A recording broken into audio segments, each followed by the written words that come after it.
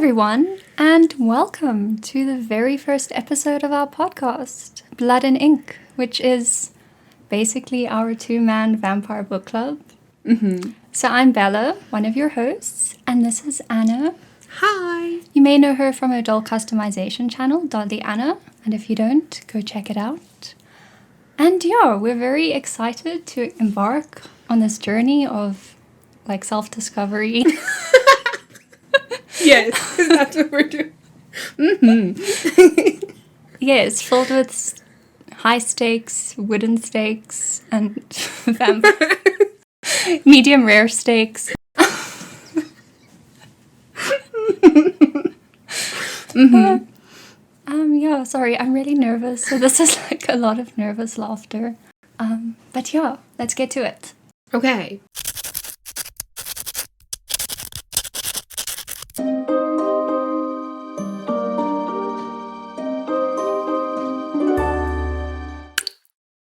In this episode, we'll be talking about the first three House of Night books, which are Marked, Betrayed, and Chosen. Yes. Yes. Written by the mother and daughter duo PC and Kristin Cast. They were published in, I think it was 2007 to 2008 when I checked. So that was before I was in high school. Yeah, I was before I was in primary school. We were still babes in the crib when they were published. It was a different time. And it's set in Broken Arrow, Oklahoma. Yes. Nailed it. It's because I was thinking, don't say broken boat, don't say broken boat. And I had a Freudian slip.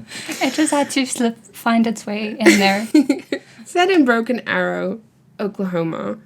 But what I always found cool about these books is that in this series, the humans know about the vampires. They've kind of always known about them.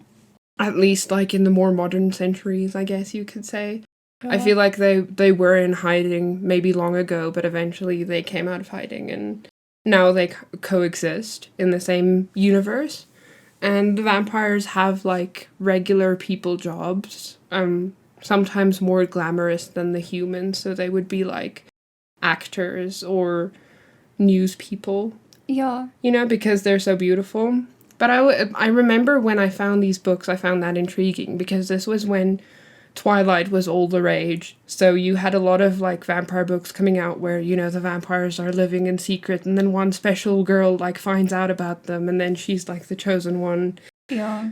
That was the thing you saw more often. Yeah, vampires were so broody. They were oh, I have to bear this burden of immortality by myself. And then I have to be all alone. Forever. And then one girl finds them and then suddenly they're done with that brood session. Yes. So I always found that kind of cool, especially because when I found them I had already read Twilight and even Dracula or Interview with a Vampire, those kind of things. They're all about vampires hiding in the shadows. So I found that cool. I found them and read them, started reading them when I was in early high school. 9th grade, I think, was when I read the first one. I think so, yeah. So what happened, how I found out about them, or how I found them, my family and I, we went on vacation to Namibia, which is a country where a large population of the people still speak German. So we went there on holiday, and we went to a little bookshop, and a lot of the books were in German, including these I could see they were vampire books from the covers. And I thought oh, this is great, because, I was into Twilight very much, so any vampire thing I was just slurping up. Pardon the pun. Pardon the pun.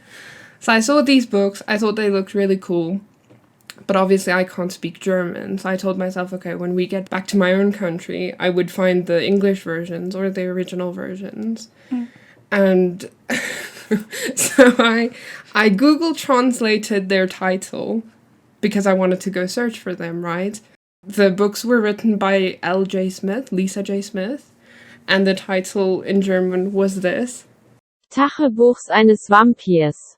And it roughly, like, directly translates to logbook of a vampire. So naturally, I never found them because they were the vampire diary. And when I went looking for them and couldn't find them, I saw these books. I saw marked. And I looked at the cover and I read the blurb and I thought it sounded cool. And on the back of the book, there's like a little warning that says it's not suitable for younger readers. And that enticed me. And so I got it, and that's how I got into them. And it's taken me until like last year to finish reading this year. To be fair, it's a very long series. It's a very, very long, and it's not ended yet. There's more still coming out, which we'll get to that. Yeah. So yeah, if you were in grade 9, then I was still in primary school. But I remember you messaging me. This was before I had a phone that could handle WhatsApp. So it was like you SMS'd me and you're like, I found this cool vampire series. It's called House of Night. It's got these creatures called raven mockers. Blah, blah, blah. And I was like, that's cool. And then, again, I didn't do anything about it until, like, last year. Yeah. Although, I don't think you would have let me read them. No, back I then. would have known that, like, They're not suitable for younger readers. So even me, as a 9th grader, I thought, like, they're too risque for you. So I waited until I thought you were ready, which was, how old were you last year? Well, I started reading these books when I was 19, so... Okay, so I waited until she was 19, at least. And yeah, so during the lockdown, I was super productive and accomplished many, many things. But I decided to just add to my resume by reading all the House of Night books. So last year, I made it my goal to read all 18 books. Is it 18? Yeah, they're a lot. They're a lot. I haven't read all of them. I've read, like, the main series, but I still need to finish reading the comics and, like, all the spin-off books. The novellas. The novellas I haven't read yet. But it's fine. And the new one that I don't think I'm going to. But anyway, so we have thoughts. Many, many thoughts. And that's why we've decided to create this podcast. And we both really like vampire stuff. Yeah. Which I don't know if that's always been our thing or whether I just kind of pushed it on you when you were young and impressionable. I don't know. I think it's always been our thing. Yeah.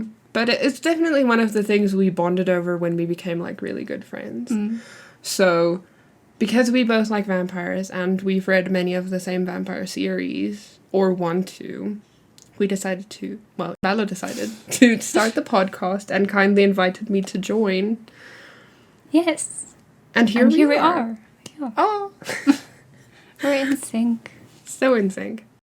Okay, so before we dive into the series, I thought I'd give a bit of background around the vampire lore of these books, because that's why we're here, for the vamps.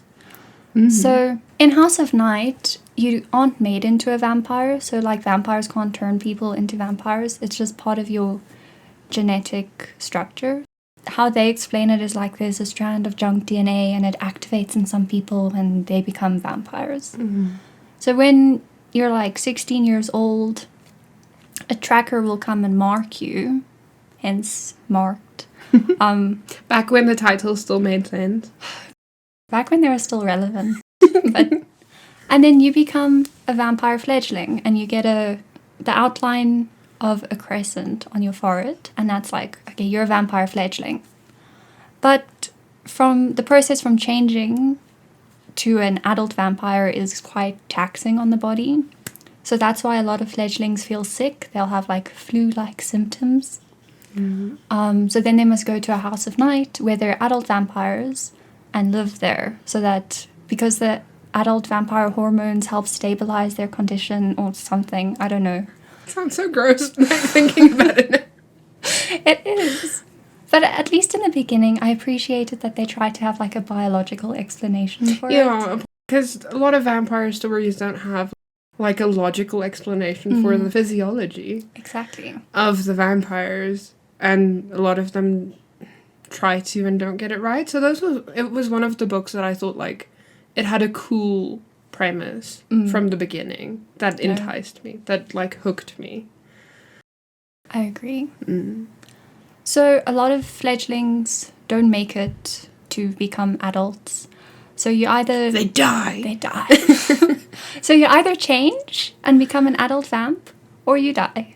And these vampires, they have like this whole community and society going on. Like Anna said, they're out of the shadows, so to speak. And they have their own religion. So they worship Nyx, who is based off the Greek goddess of the night, Nyx. And it's like a very matriarchal society, so only women can be high priestesses who have a connection with Nyx, and they tend to be more gifted. And then the men act more as protectors or warriors, and then so they have a society, I guess, called the Sons of Erebus, and Erebus is also based off a Greek god, but he's the consort of Nyx. Yeah, so basically the female vampires run everything, and their gifts also tend to be more like intrinsic. Or like more spiritual, more like in the mind, you know, like they would often be psychic, or they'll have like affinities for elements and stuff like that. Where the men, when they get a gift, it's often like a physical thing, like you'll be really good with arrows, or you'll be very strong, right? Yeah. No, that is true. Or you'll be fast, or like a good hunter, or something like that. Like more of like, you can very much see that their role is like as protectors and consorts for the women, rather than being the main peanut. Yeah, so they're very witchy. They sometimes feel more like witches than vampires, so they have like rituals for Nyx. They cast circles. They have like cats. You know, as a lot familiars. of their religion is very... I think it leans towards paganism a lot. Not that I know enough about it. No, but it does have that But vibe. you know, they have like the pentagrams and the... Like at the... I forgot about that. I'm sorry. Shook to the core about their witchiness. Like before rituals, they will draw like a pentagram in oil on their foreheads around the crescent tattoo and because they have 5 elements. So there's the 4 classical elements, and then spirit is the 5th element. So the pentagram, each point represents an element. Yeah. And so they're very integrated with modern society. It's kind of... So the books do it similar to what the Percy Jackson books do. So then, like, Percy Jackson would be like, oh, George Washington was also a demigod, and this famous person was a demigod. So they do that a lot in House of Night. The only one who comes to mind is Jake Gyllenhaal. I just know he's a vampire. I also remember there was like one newsreader, I don't remember her name, but they were all like fangirling over her and like, oh, I can't believe she's not a vampire, she's so gorgeous. How dare a mere human be so pretty? Unbelievable. Yeah. And then when it comes to the specific traits of vampires, so I've broken it into 3 categories. So the first being physiology. And the main important thing is, do they drink blood? Because if they don't, then we wouldn't be here. We want the blood drinking. Yes. So but the vampires in House of Night do not have fangs, which is lame, but anyway. But they do have that thing where like their teeth are sharper than human teeth, isn't it? Are they? I don't know. I feel like I remember they had that whole thing where their hair grows quicker and thicker, and their nails grow quicker and thicker and tend to be sharper. So if their nails are sharper, I feel like I remember their teeth being more slicey. But that would be nice. That would make sense. Maybe I'm making it up. But so when they drink blood, they don't like into the human. They use their nails or a knife to like make a cut, and then they slurp from there. That's true. They don't just like apple bite it. No crunch. No crunchy apple sounds for them. And they don't have red eyes. They do have reflections. They're not like sensitive to garlic or crucifixes or anything. They are sensitive to sun, like the sunlight makes them uncomfortable, and that's why they prefer to be nocturnal, like House of Night. But it's not like they're going to turn to ash or anything. And also, a lot of these traits tend to get stronger as they get older. Like, I think that's true. the older vampires are much more sensitive to sunlight than the fledglings would be. And it's the same with, like, the longer their hair are. You can kind of, when you go to the House of Night, you can kind of tell what their age is by how long their hair is. Yeah. And it's the same with the blood drinking. Fledglings typically don't have... like the desire to drink blood. Like they're not bloodthirsty at the beginning. That develops later. So they eat normal food when they go to the House of Night. Yeah. The House of Night tries to, like, keep them as healthy as possible. But then, I think we'll mention this later, but then there's so much junk food, like, in But it's, like, hidden away. They have to, like... rummage for it. So that deals with their physiology. And then in terms of special abilities, we already mentioned that, like, the female vampires tend to have more intrinsic gifts, but so they call them affinities. So some people might be able to talk to animals, or they have elemental affinities, or they can read minds or tell the future. Mm-hmm. In the beginning, it's pretty cool, but then later it gets more and more everybody bizarre. gets one. Yeah. And I think, like you said, so the adult vamps are just a level above humans. They kind of... So they are faster and stronger and, like, more agile and all that. But I don't think... They're not, like, Twilight level of just, like, a bullet train speed of running kind of thing. Yeah, they don't, like, run as fast as cars, I don't think. No. But an adult vamp could easily carry, like, a fledgling and not break a sweat if something happens. You know, even the females. That kind of thing. And as far as I remember, the adult vampires all have, like, a semi-psychic ability where, like, they'll know if you do something bad. So the fledglings can't, like, break rules because the adult vamps just know about it. They're basically empaths. Yeah, so they're just more in tune with their, I don't know, like, their spirituality, I guess. But yeah, that's the word, spiritual. And these vampires are not immortal, but they do live for a very, very, very, very long time. Or, well, they can. And they can die in normal... Like, they do have faster healing capabilities. Mm-hmm. But if you, like, shoot one 60 times, it's gonna die. Even if you don't use a silver bullet or whatever. Or if you stab one hard enough, it's gonna die if you cut off their heads or... Yeah, they're not as invincible as other types of vampires. They're not made of diamonds like the Twilight vampires are. You don't have to rip them to pieces and burn them. Burn them separately. And yeah, so that's basically, I hope that gives you a general overview of what the world and the vampires look like when we discuss the plots. Mm-hmm. Especially when we go into the next episodes, we probably won't go into that much detail with the backstory. Yeah, so remember this. These traits and stuff that I just mentioned, they refer, or they apply to blue vampires and blue fledglings. Mm-hmm. In the next episode, Anna will tell us all about red vampires and red fledglings. That's true. We'll go into more detail about them. So, watch the next episode as well if you want to know more. Stay tuned to find out. Stay tuned to find out. Tune in next time. Tune in next time for more wonderful things. Okay, so I made a character chart. Do you want to see it? I do, because I made it especially for you. Like a little glimpse of it when she put it on my computer, and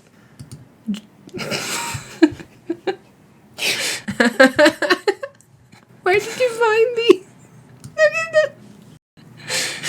And I used your favorite font, but she used Comic Sans, and I don't like Comic Sans. No. Okay. Yeah, so basically the more relevant characters have pictures, except for Nala, but she's a cat, so, like, obviously she's important. And then the size of the font indicates how prominent they are to the plot. And there is a key, and there are arrows, and, like, nice descriptions. Do you know how traumatizing it was finding Stevie Ray's picture? So I typed in cowgirl. No, that's a bad idea. I didn't know. It wasn't even, like, just Google Images. I went to a specific, like, Creative Commons site, or a royalty-free site, and I typed in cowgirl. And some other images also popped up. And I'm like, why would you not have people pay for these types of images? So I'm scarred. But anyway. I'm sorry. The things I do for you. Also, this chart should give you a very good indication of what these books are like, just looking at it. It's a mess. It's a mess. In sometimes in a very good way. Yeah, like in a fun, cheesy, ridiculous way. But other times... In like a guilty pleasure kind of way, But other times it's just a mess. And it gets worse as the series goes on. I don't think I'm going to make charts for the future ones, because then they're just more and more characters and the relationship dynamics are just... So yeah. So enjoy this while it lasts, because this might be the last one we decide to make. Yes. So the first book, Marked, kind of starts off like many other young adult novels, where it's being narrated out of the perspective... That's a bad sentence. The main character... The main character is Zoe Montgomery. What? That's her surname? That was her first surname. Damn. It changed. I also forgot. I thought it was just the same as in later books, but then more like... Oh my god. Starts off, we get introduced to the main character, Zoe Montgomery, and she's like a regular, popular high school girl.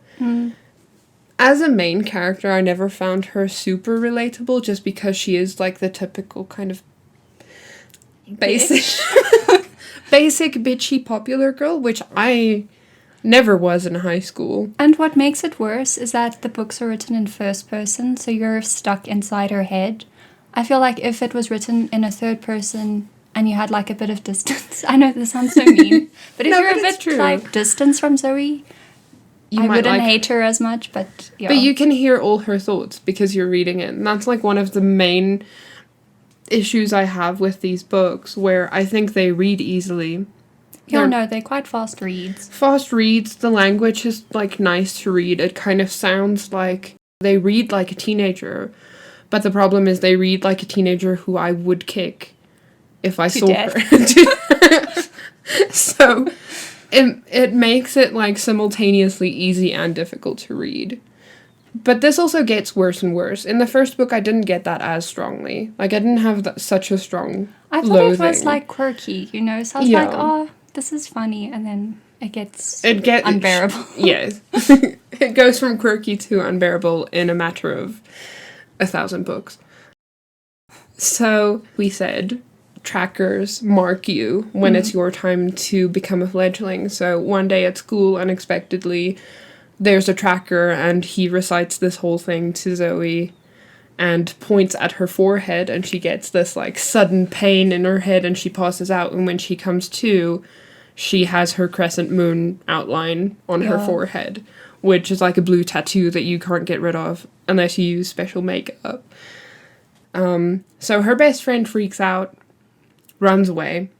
It's just like, nah, I'm out. Her head is like pounding, she's feeling sick, so she decides to go home, because it's like the end of the school day anyway. Most people have left, or she goes and hides until most people are gone. She goes outside, and we get introduced to her, like, she calls him her almost ex-boyfriend, because they weren't officially dating, but they kind of were. But then she also kind of broke up with him, but he's not letting her. So they're like in a weird situationship. Yeah, but they're also childhood friends, I think. Yeah. So yeah, there's a weird dynamic. It's a weird dynamic. Heath and his friends, they're like on the back of a truck and they're drunk. And he sees her and he also kind of freaks out, and the friends drive away. Does he fall off the truck? Do you remember? I feel like I remember him falling off the truck. I think...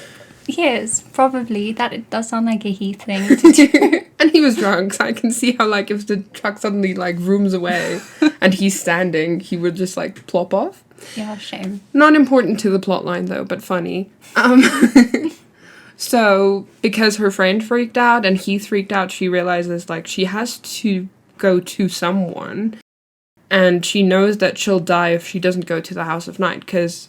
you already have a chance of dying even when you're at the House of Night, but you know that your chances of surviving is better if you're surrounded by adult vampires. for whatever hormonal reason. So she, pheromones, I don't know. So she goes home to her mother and stepfather and sister, but we don't ever... She has a sister and a brother, but they're...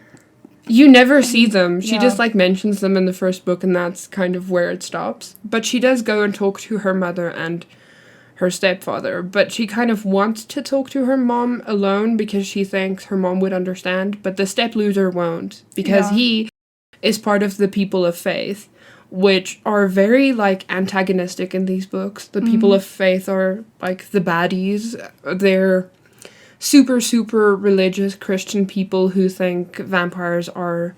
Yeah, they're very, like, conservative fundamentalist Christians, I guess is one way of describing them. Yeah, and they view vampires as, like, abominations. Yeah, or, like, demons. Or I don't know. Something like that. And her step loser is one of those. Pretty high up. I think he's one of the church leaders or something. Yeah. He wears shorts and he has hairy knees. I don't remember that. I feel like I remember him wearing shorts and I vividly remember a picture in my brain. Maybe I made it up, but he's like one of those people. He'll wear like khaki shorts and like a button shirt that's tucked in with like a belt. With like a belt that's below his boobs, and doesn't he have a mustache too? I don't know. Unlikable man in general, not just because of his appearance. So they freak out, and Zoe decides she can't stay at home.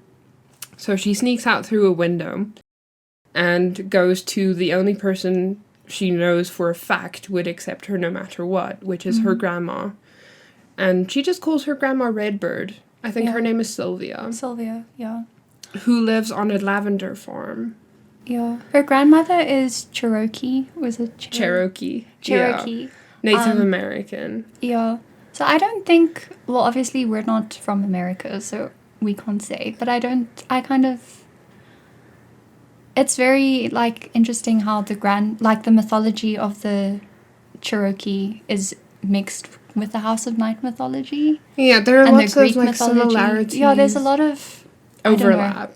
Yeah, it's very interesting, like, how everything mixes into, like, to form this mythology of the books. Yeah, that's also one of the things that the books did really well, or that I find really cool about the books, is, like, how they draw from different mythologies to create, like, this, almost like a new one. Yeah. I thought that was really cool.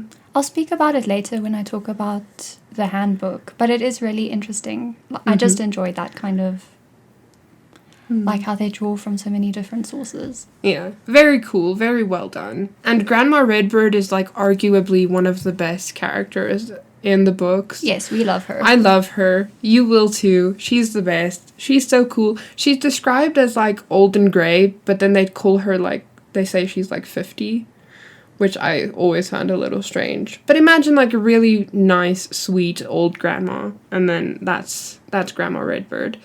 So Zoe goes to the lavender fields, to her lavender farm, but Grandma Redbird is not there, so she then just goes and walks around outside to look for her, because maybe she's picking lavender, or, like, to calm down, something like that. Yeah. But because she's been changed, or she's started going through the change already, and she's not close to adult vampires, she starts feeling sick. And she starts, like, coughing a lot, and she can't breathe, so she gets dizzy, and then she falls and hits her head on a rock. And passes out while she's lying there bleeding on the ground. And once she passed out, she gets this, like, vision of the vampire goddess Nyx talking to her and telling her, I'm going to use you for, like, very special reasons. And that sounded bad. Going to work through you to achieve, like, very, like, special goals. And she gives her that, like, very cool quote that I've always liked. Darkness does not equate to evil, just as light does not bring good. Yes. And then she, like, kisses her forehead, which blesses her. And then when she comes to, her crescent moon tattoo is filled in, which is unheard of for fledgling vampires. Yeah, it only fills in when you become an adult vampire, right? Yeah. The adult vamps, that's what happens to you when you complete the change, is your mark is filled in. So it's very weird for her to have a filled in mark. I just want to put a pin in that quote that you mentioned. The light does not always mean good or whatever. Just remember that. Remember because they it, bring it's it a lot. important. Bring They it up do. a lot. And I have rants about it, but anyway. But it is important for the plot of the story. Yeah. She wakes up and she's in the House of Night in their, like, med bay or in their, like, hospital wing, I think. Somewhere. Must be. Yeah, in a somewhere. room. And Grandma Redbird is there with her. And she's not sick anymore. And then we get introduced to the High Priestess of Nyx, Neferet, which is basically like the school's headmistress. Yeah, she's in charge of the school. And because she's a high priestess, she's very high ranking in the... Yeah, so you get priestesses and then you get high priestesses. So, yeah, She's like a big peanut in in the sea of regular peanuts. She's like a caramelized almond or cashew in a sea of unsalted peanuts, basically. What a beautiful metaphor. I ate chocolate-coated almonds the other day, so I have nuts on the bread. So we meet Neferet, and she's like this really cool, effortlessly elegant lady. And she's gorgeous. She's gorgeous, and she has great tits, and she has like long auburn hair and green eyes, and she's all beautiful. And she can read minds. And she can read minds. And talk to cats. She has 2 affinities. So. Which is like a big deal, because most people don't even get one. Which is no doubt why she became a high priestess. Because I think the people who become high priestesses have to be, like, really special. And chosen by Nyx. You know, they believe when you have a special affinity, Nyx has chosen you to be one of her, like, loyal leaders or whatever. Yes. And we see that Zoe is, like, all healed. And Neferet starts showing her around the school. Yeah. To, like, introduce her to how it works there, and she tells her all about, like, what classes she'll be having, and that they have class at night, and during the day they sleep, and how they can go outside, but they have to cover their mark, you know, those kind of things. She gives her the lowdown on how the school works, and is, like, on her way to take her to her dorm room to meet her roommate, and then she goes off and does something, so Zoe is alone in the hallway. Which I don't even remember what she went and did. I don't think it's ever really explained. And if it is, we forgot, so it can't be that important. But she goes off somewhere, Neferet does. And when Zoe is alone, she hears like a scuffling or something. And this is the beginning of a pattern for Zoe, just eavesdropping on things she really has no business listening to. Sticking her nose into places that it shouldn't be. She hears this noise, she looks into the darkness, and she sees 2 of the other main characters, Eric, who will later become her, like, main love interest, one of them, and Aphrodite, who in this story is, like, the main antagonist. You know, the typical blonde mean girl. Yeah. And she sees them. Aphrodite is, like, on her knees, Eric is up against a wall. Aphrodite cuts his thigh with her nail and slurps, and he's like, ah. And then I think she gives him a blowjob, or it's, like, suggested that she gives him a blowjob. But it's also implied that Eric doesn't really want this. Like, he's like, no. No, but then he gives in anyway. Because it feels nice, I guess. Yeah, because blood drinking is a very... I forgot to mention that, but yes, blood drinking is sexy in these books. It's a very erotic act, and Nyx made it that way for them so that it would be pleasant for both parties, and that's because when vampires drink human blood, she didn't want the humans to suffer while they're dying, so she made it sexy.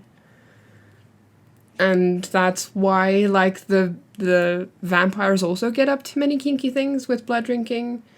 And what also happens is when you drink each other's blood, you create an imprint, and that also happens between vampires and humans. But fledglings, because they're too young, they can't imprint with each other. But, for instance, if a vampire and a fledgling were to drink each other's blood, they would imprint. Or if a vampire and a human, or a vampire and another, or an adult vampire and another adult vampire, they can do that whole bonding thing. But it's uncommon for fledglings to imprint, which also becomes important later in the story. She sees Eric getting a blowjob, they have an awkward eye contact moment, and he's like, no! Which I always found very, very weird, because, like, you've only just seen her for the first time in your life.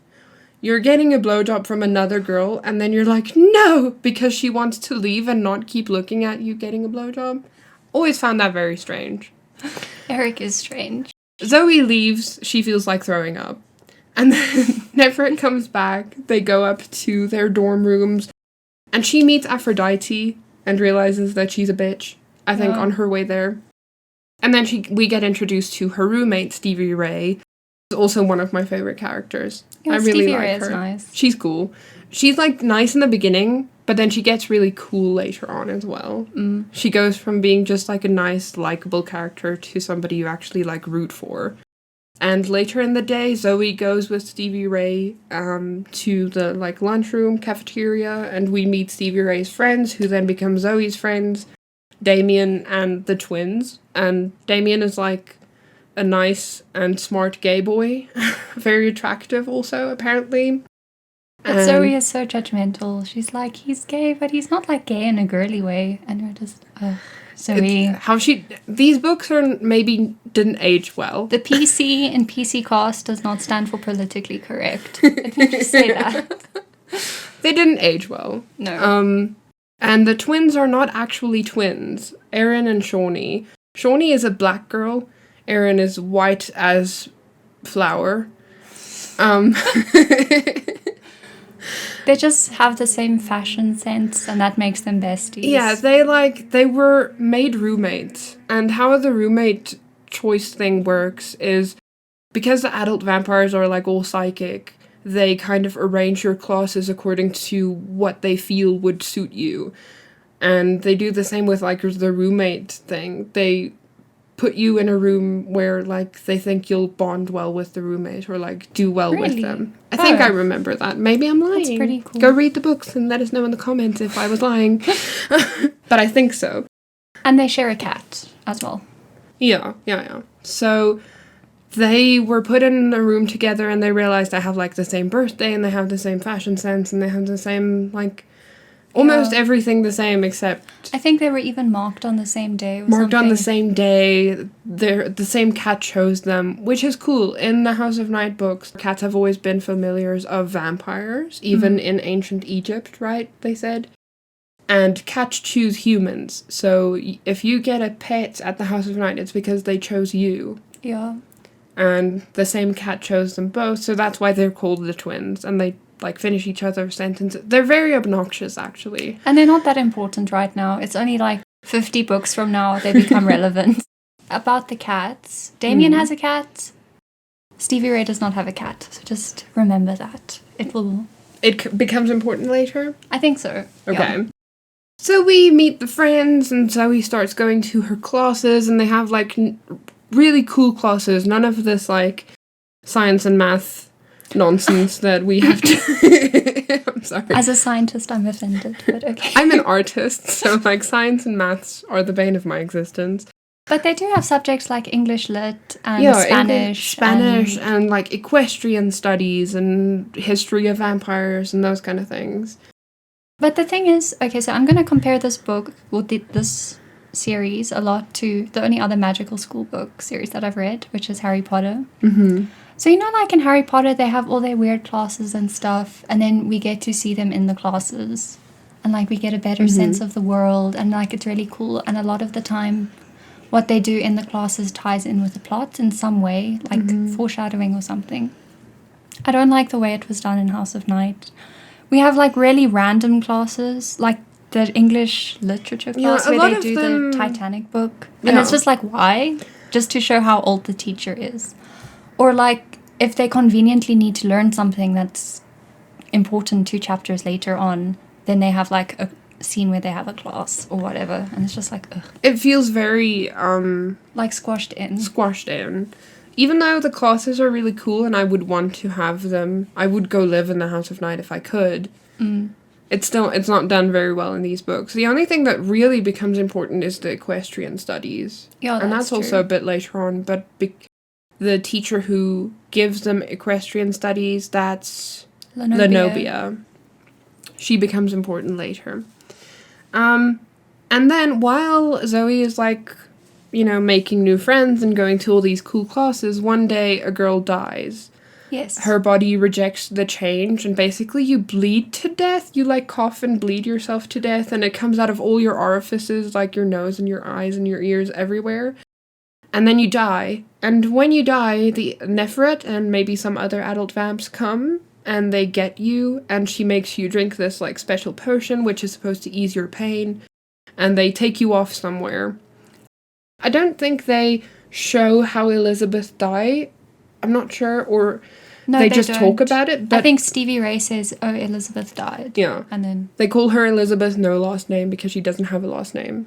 yeah, she couldn't come up with one fast enough. Oh yeah, when you become a vampire Oh, or a yeah. fledgling, you can choose a new name. So obviously Aphrodite, I don't think she was born Aphrodite. But she chose it as like Yeah. her vampire name. And Zoe goes from being Zoe Montgomery to Zoe Redbird because she doesn't want to be associated with her step loser anymore.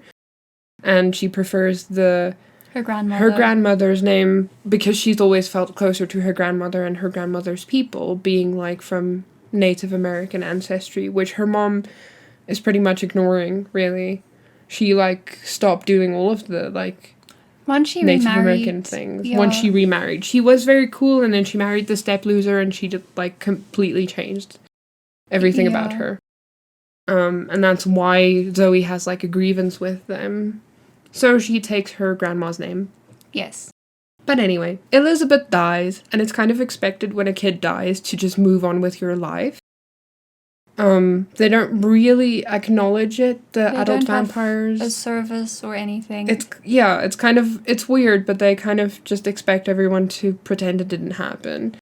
Because it's a natural part of the change, I guess, and they, yeah. I don't know. I think it's so commonplace that it's just like, you know, it just happens. That's and then the you mindset. move on. And Zoe finds out it's really weird. Yeah, she doesn't like that. So then that evening, she has to go to her first full moon ritual, I think. Yeah. They go to their first full moon ritual, which is also really cool.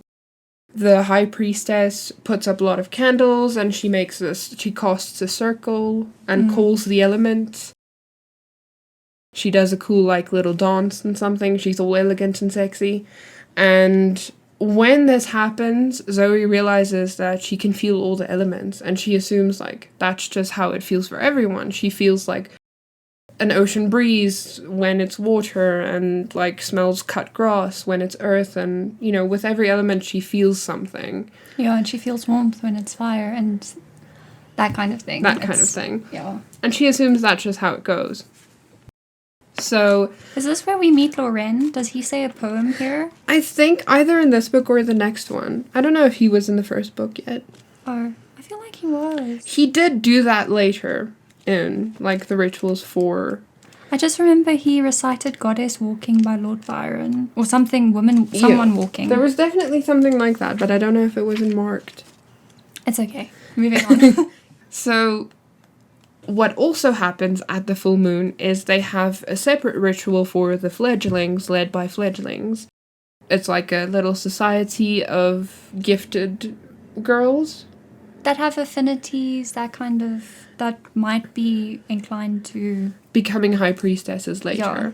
Especially the leader of them. So they're called the Dark Daughters, and Aphrodite is currently the leader of the Dark Daughters because she has an affinity, she gets visions. Yeah. So she's sort of like a high priestess in training because she's the leader of the Dark Daughters, and she gets to choose who she uses to cast the circles, and she has invited Zoe to go to that ritual. So she goes, but at this ritual, they drink blood. They get like a blood bag, which is another fledgling. Or don't they call it a refrigerator? They call it a refrigerator. Or not it. They call it a fledgling. Sorry. They call the fledgling that they use a refrigerator, and they take a lot of blood from them and drink it at the ritual. Yeah. And when this happens, Zoe realizes that she desires blood, which she... Yeah, because like we said, the younger fledglings don't really like the taste of blood yet. But I think the older fledglings might start liking blood. Yeah, it starts happening while you're going through the change, and then, you know, it really hits you, I guess, when you complete it, when you go into, like, adult vampire territory. But for now, she's not supposed to like blood, but she does. which creeps her out, so she like runs out and goes and throws up under a tree. And while she's there, we meet Nala, who is like a grumpy orange tabby cat that chooses Zoe and becomes her Her cat, familiar. basically. Or Zoe becomes Nala's human. Novels Fledgeling. Nala's Fledgeling. Yeah, she's not a human, oh my god. But while she's out here by this tree, she sees the ghost, what she believes is the ghost of the girl who died, Elizabeth. But she looks weird. She has like red glowing eyes and fangs, and she hisses and runs away. And like really unkempt hair and just dirty and ewy. Imagine Yeah. like a vampire version of a zombie, kind of. Yeah, that's a good description of it. And they smell really bad. So she sees Elizabeth's ghost. That freaks her out. And while that's going on, her quote-unquote best friend, Kayla, and her almost ex-boyfriend, Heath, arrives at the scene and climb up on the wall. And she gets angry at Kayla because Kayla is flirting with Heath, even though she's, like, broken up with him. And Heath is, like, still in love with Zoe, so they sit on the wall and she drinks some of his blood. I think Heath is drunk as well, but yes. Which isn't a common occurrence, especially in the beginning. Yeah. She drinks some of Heath's blood and likes it. And unbeknownst to her, they form an imprint, which is also uncommon for a fledge. So you can see that Zoe is like a very special fledgling. She's the chosen one. And that freaks out Kayla, so Kayla runs away and Heath leaves eventually. And Eric comes and finds her, the guy who got the blowjob from Aphrodite. Finds her under the tree and comforts her. Yes. Is this where he bites her wrist? Does that Well, he wrist chewing walks- thing? I always found that so sexy. It is. But now when you say it like that, I'm like, oh. It's sexy when you read it, but saying it out loud, it becomes very weird. It's like, what was he doing? So he walks her back to her room and he kisses her hand, I think. Then turns like her hand over and then kisses her wrist and then parts his lips and then he bites her there and licks the spot and then lets go. Wow, you remember this in so much detail. I found it very sexy when I was in grade 9. So that's how you, like, know he's going to become the love interest, because they have, like, chemistry. Yes. Ooh. Ooh. Ooh. And the rest of the story, in the rest of the book, more kids die. There's, like, another guy, Elliot. You don't really care about him that much, but he I feel dies. sorry for him. Yes. He's like, they're just also mean to him because he's like unmotivated and like lazy and he sleeps in class. And I'm like, maybe the kid's got stuff going on. And Maybe he was already feeling sick. Like, you know, Yeah. Zoe is like, her thought patterns about Elliot is very mean. Well, her thought patterns in general are very mean, but yes. So he dies as well, and that's when we see it happening for the first time, I yeah. think. It happens in class and you see the whole process. And because he rejected the change. And later in the story, Zoe sees his ghost as well. By the same wall where she By saw the same Elizabeth. wall. Because she's sitting by the same tree. And Zoe has imprinted on Heath and he gets all obsessed. So she tells Neferet about it. And Neferet instructs her to, like, just ignore him. Because it can't be such a strong imprint because they're fledglings. So it'll fade, probably, if they don't have contact. Yes. And eventually we know that go Zoe away. is not like other But we know fledglings. that Zoe is not like other girls. So but she also gets to go to, like, a later, a higher grade, I guess, of their vampire sociology or something class, where they learn about their physiology and history and things like that. She, because she's, like, different and she already has the bloodlust and she imprints and her crescent moon and all that, Neferet decides to let her go to, like, either gives her the book or go to later classes. I think she wants her to go to the classes, and Zoe is like, no, I'm just a regular girl. I don't want to stand out. I don't want all this attention on me. That's true. And then, which is bullshit, but like... Lies you tell. So then Neferet gives her the textbook to read instead. And then, yeah. And what else happens? Okay, Zoe finds out that Aphrodite has visions and learn about, like, people who are blessed with affinities, and then she realizes at, like, the very end of the book that she may have an affinity for all the elements. All 5 elements. Which is unheard of. Like, not even the highest of high priestesses have ever had an affinity for all 5 of the elements at once. Because remember, it's special that Neferet has 2 affinities. Meanwhile, Zoe has 5, so it's, like, super special. Uber special. And Aphrodite, at the end of the book, leads another ritual, which they go and have outside. By a museum or something. By, like, some weird, obscure museum place. Yeah. Not important, but outside of campus. And the adult vamps know that they sometimes sneak off campus for rituals and stuff, and it's okay. As long as they come back, I guess. Yeah. So they go to another Dark Daughters ritual. Aphrodite leads it, but she messes up because she, like, calls up spirits of dead vampires to honor them. But because she used the wrong kind of sage, she calls, like, the bad ones. Yeah, I think white sage, Zoe said, is the one you're supposed to use to cleanse the area. But then Aphrodite doesn't use white sage. And also, doesn't she do it on Halloween when the veil is thinner? Yeah, she does it on Halloween. And didn't they also put, like, weed in the incense for their rituals? That's something that she does. I mean, so she calls up these ghosts, like actual ghosty ghosts that don't look like the ones Zoe's been seeing, which is important for later. She calls up these spirits of dead vampires, and she gives them, like, an offering of blood, but that is not enough for them. And conveniently at that moment, Heath shows up because he's an actual stalker. And because of their imprint, he can kind of follow Zoe. He sort of knows where to go to find her. So he shows up, human, full of blood. Nice, warm, juicy. Blood. He's a footballer, He shows up. The ghosts are like, we want him instead. So they go and eat him, chew on his leg. A snack, yummy. And then Zoe has to cast a circle with her friends who are also there.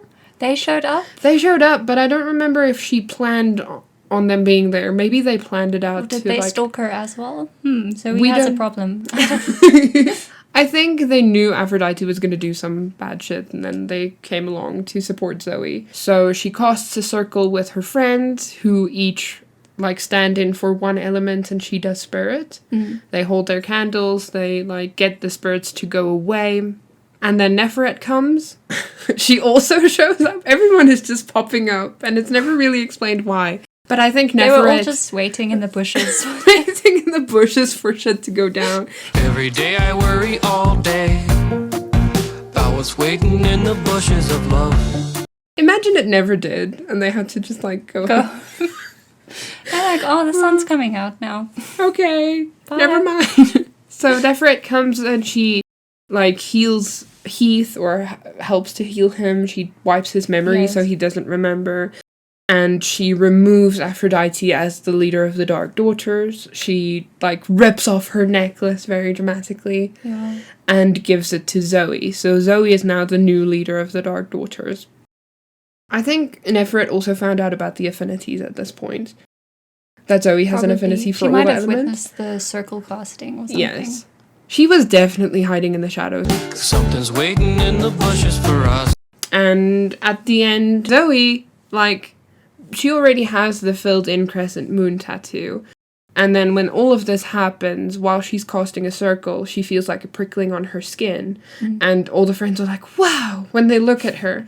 And later you find out that her tattoos have been expanded to, which is also something that only happens when you complete the change to adult vampire. So you have the crescent moon in the middle, and you get a really cool pattern around your eyes and your cheekbones. And that's kind of what everyone has. That's all everyone has. Neferet does she have cats? Or I don't know. But, somebody who's a an adult vampire who's really good at fighting might have a pattern that slightly resembles swords or arrows or... And I think Lanobia has horses on her forehead, so... So your tattoos become like... It's not very subtle, but yes. It's unique to you and your affinities.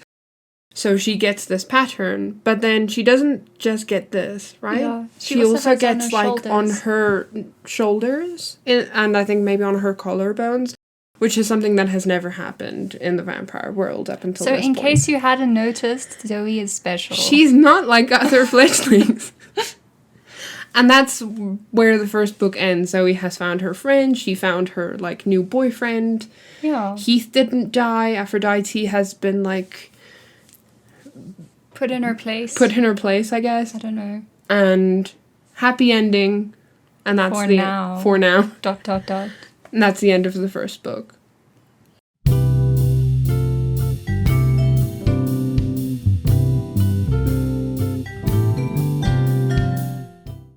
So, we already recorded everything for the next 2 books. Because we were supposed to record everything on the same day in one recording session. But we stopped for a lunch break in between. And then I think somehow we either didn't record or I pressed the wrong button. Something. But we were like so impressed because the whole podcast was like just an hour and we were like, wow, it felt like so much longer. Because it was. It was. So welcome to take 2. Part 2. Yes. Anyway. Here we are again. It's a few weeks later. Yes. So if there's any discrepancies, this is why. You know, technical errors. Okay, so, Betrayed. Zoe is now the new leader of the Dark Daughters. She's kind of sort of maybe dating Eric.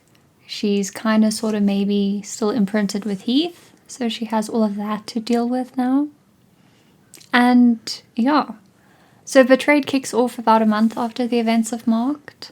And we're at a parent visitation thing. We haven't mentioned this yet, but when a fledgling gets sent to their designated House of Night, they're essentially emancipated from their parents or guardians, and the House of Night takes over as their new guardians, their new legal guardians. So, yeah, you live at the House of Night. It's not like a regular boarding school where you, like, go home for the weekends, or like, go home for holidays. Yeah, because you'll die. You'll die. It won't be a fun vacation because you'll die. Yes, a permanent vacation. So we're at the parent visitation. We meet Stevie Ray's mom, and she's an absolute sweetheart. She's great. She's one of the, like, best characters. I don't even know her name, but, like, she's Neither amazing. do I, but she's a sweetie pie. We love her. We do. We don't meet Damien's parents because they're homophobic, and they're like, nah, we don't want anything to do with you. Yeah, I think he even says, like, they felt relieved when he turned into a vampire because they didn't have to, like, deal with him being gay anymore. Yeah. Which is really sad. Poor Damien goes through the most. It's not fair, because he's a really nice, like, sweet character. Justice for Damien. But anyway. And Zoe's mom, stepdad, and grandmother show up. There's, like, a bit of an altercation with Neferet, and she, like, bans them from the House of Night. And they're like, well, we didn't want to be here anyway. Have we talked about her step-loser being a step-loser yet? You did in detail. You mentioned his hairy knees. Okay, well, his knees are still hairy, and we still don't like him in the second book. Yeah, we never do character development No, there. he never gets better. He just stays an asshole with hairy knees. With his unconfirmed hairy knees. Unconfirmed hairy knees. Questionable taste in fashion. And then, true to Zoe's nature, she overhears Aphrodite with her parents. And we have like a poor little rich girl moment. And later, Zoe again overhears Aphrodite, but this time with Neferet. And Neferet is like, Nyx has withdrawn her favor from you. You know, you're not like, you're just lying and looking for attention. Blah, blah, blah. And then later Neferet says, like, Aphrodite's visions aren't like, she doesn't get visions anymore, so don't listen to Aphrodite. she essentially tells Zoe that, like, she's kind of not important anymore to Neferret. Like, Yeah. she should be unimportant to everyone else. So, like I said, Zoe's now the new leader of the Dark Sons and Daughters. So she wants to revamp the organization or society or club or whatever it is. I don't know. Cult. Who knows? I mean, cult and club, they're very close. Like, it's like one letter off and then you just shuffle, you know. Oh, that's true. It's like a B or a T. Same thing, really. I guess. Alphabetically speaking. Is it? Beta and theta. Yeah, they're close, I guess. Theta? There's a word like theta? Well, a Greek letter? I'm sure there is. There has to be a theta somewhere. Anyway, so that includes, like, setting up a council of students for the club and, like, getting involved with charity work, blah, blah, blah. Yeah, so she goes to the library to get ideas and she comes up with this gem of a motto. So, like, these ideals that she wants the Dark Daughters and Sons to live by. So, they should swear to be authentic for air, faithful for fire, wise for water, empathetic for earth, and sincere for spirit. We have a bit of a pet peeve with this because... A bit, yes. We have a slight grievance with her motto just because, like, the things are, like, synonyms for one another. Right, like authentic and sincere kind of have overlapping meanings, so there's a bit of redundancy there. And secondly, okay, like, I love alliteration as much as the next person, but, like, not like this. Secondly, so some of the characteristics that she ascribes to the elements I feel don't match. So, for instance, like faithful for fire.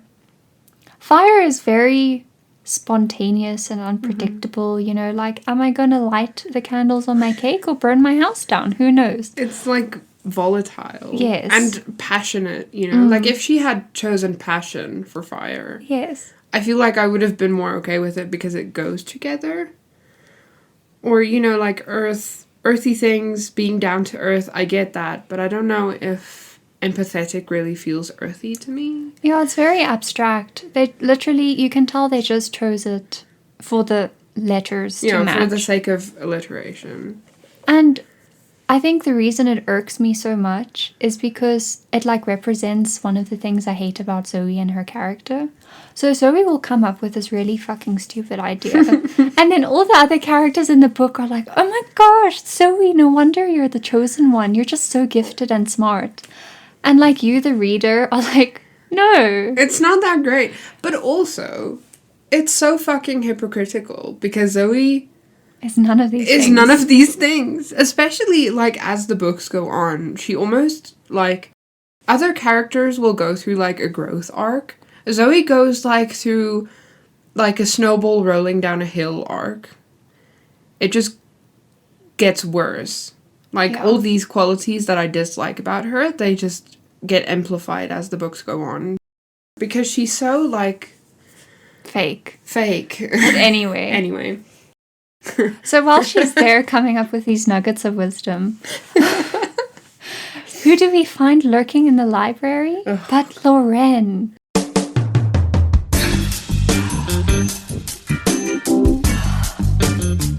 So...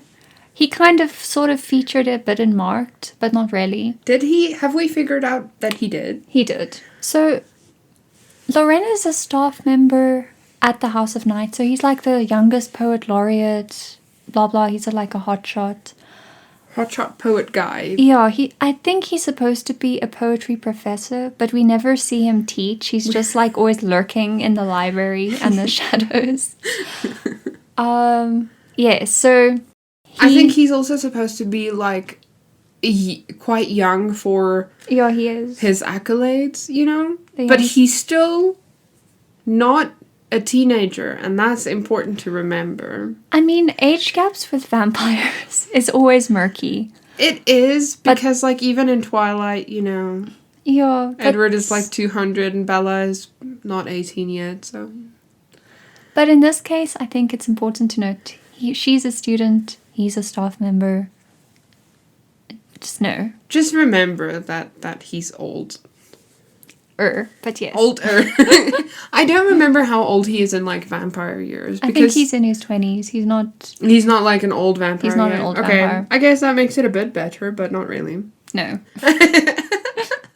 Anyway, so they like start flirting with each other, and then he tells her, and this should have been my first warning when I read the books, but I didn't pick up on Bella it. loved him. Like, I did. I mean, I liked him too because he's, like, you see him through Zoe's perspective, right? So when you're reading it through her perspective at first, you're like, oh, what a sexy guy. Yeah. But, like, then you read it again, and it's like, you kind of see through him now, I guess.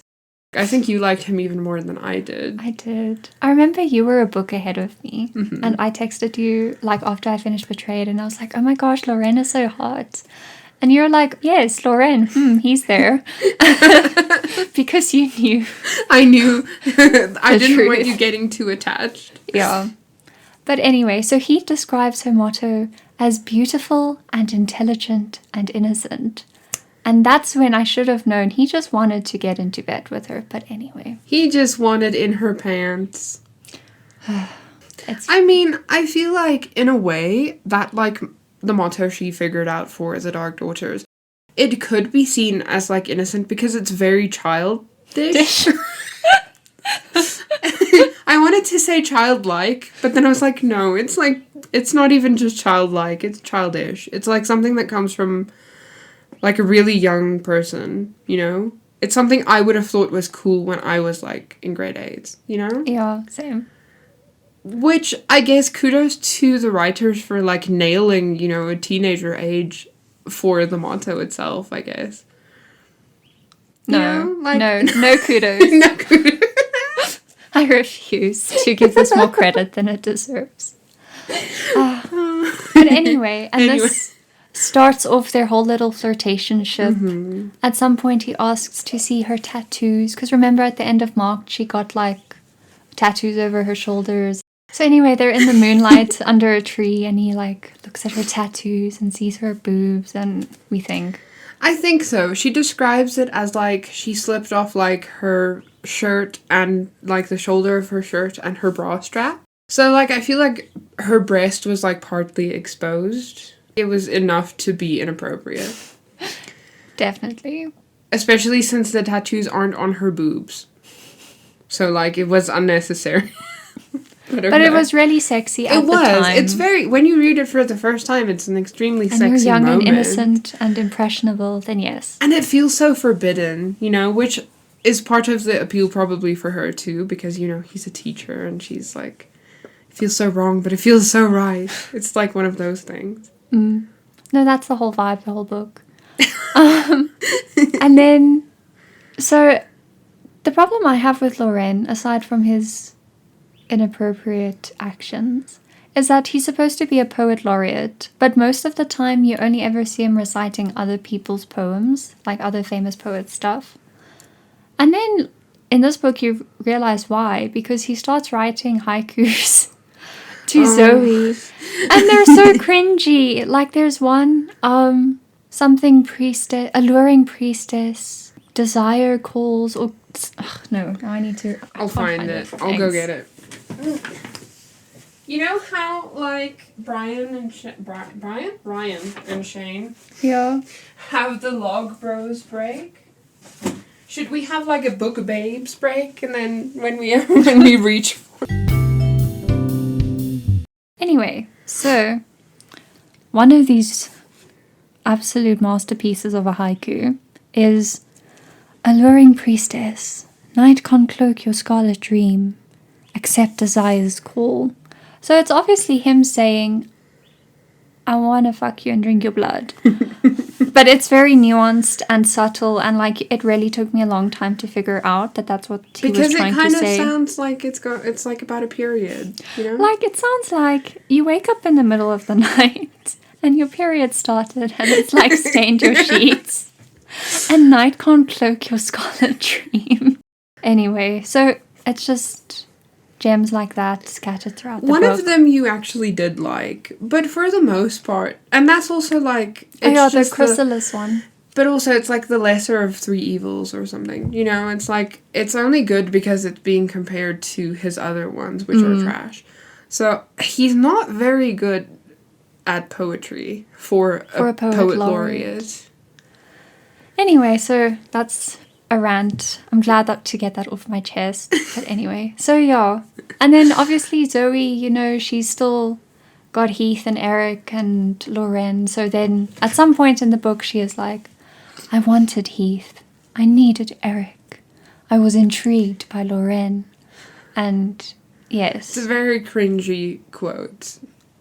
That's the main conflict for this book. For like 90% of the book, that's the main conflict. Yeah. But anyway. It's on the level of that quote in Twilight where she was like, about 3 things I was absolutely certain. It's like that. So meanwhile, while all this is going down, there are people who have been dying mysteriously, you know, so I think they have like weird marks on their body, they're like drained of blood. Mm-hmm. So obviously the police are going to be like, vampires. Yeah.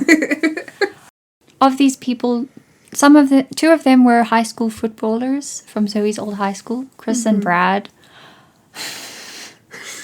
Which is just like the most typical high school footballer name you could have come up with. Chris and Brad. Chris and Brad. Shame. R.I.P. But like... We didn't really know them, so I don't know. No. Is a fictional death really sad if they featured in like one page? One paragraph? No. No tears. No tears were shed that day. So then the police rock up, and then we meet my second favorite character, Detective Marks, because he's really great. He's just a nice guy. Like, he doesn't even feature that prominently. He has no, like, big character arc, whatever. He's just a nice guy. And those seem to be in very short supply in this universe. Compared to, like, Shrek, Rick, and Lauren, you know. Anyway. So, yeah, he comes to speak to Zoe and them. I think they found, like, a Dark Daughter's necklace near one of the bodies, and that's why they came to, like, interview them. But Neferet just, like, dismisses it. Mm-hmm. And then at some point later in the novel, Aphrodite comes to Zoe saying, I've had a vision about your grandmother dying, you know, like a bridge is going to collapse, blah, blah, blah. And Zoe is like, Neferet told me not to trust her visions, but also I don't want to take the chance with my grandmother. So just in case, they take precautions to, like, countermeasure the things that Aphrodite saw in her dream. So they, like, do a fake bomb threat. So that if it were to collapse, like, there wouldn't be any cars on there. So that people would evacuate the bridge. And they get, like, Damien gets, like, a burner phone to call people from so that they can't, like, trace it back to the House of Night. It's very dramatic, but It is. It's quite cool, though. Like, smart of him to use a burner phone. Damien's the only one with brains, but anyway.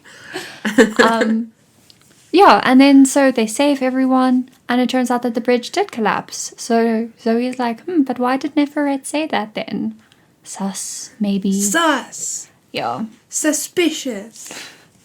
Red flag. Red flag! And then later we get introduced to a new character, Jack, who is Eric's new roommate. And he is gay. He's really nice. It's really sweet, but obviously by default he gets paired together with Damien because gay guys can't just be friends. And yeah, for now he's a minor character. Just know that he exists. He and Damien kind of hit it off and become like close. And then at the same vein, we also get introduced to Cole and Drew, and they get paired off with like Stevie Ray and Shawnee, right? Was it? No, Drew was with Stevie Ray, and Cole was, I think, with Shawnee. I feel like there were like 3 boy characters, and they were like Stevie Ray got one, and the other 2 went to Shawnee and Aaron. Unless Shawnee and Aaron shared one. Did they share Cole? I think they shared Cole. I don't know. Yes, because wasn't it like he was like there was this one scene where he was like walking in between them and like looking at both of them, and Zoe was like, it looks like he can't decide which one he likes more. I feel like I remember something like okay. Yeah. But anyway, so like I thought what they were doing with this is that everyone in the friendship group was getting paired off to a random side character. But like we never hear from Cole and Drew again. It's like the authors forgot that they existed. Kind of evaporate a little bit in the rest of the books. Shame.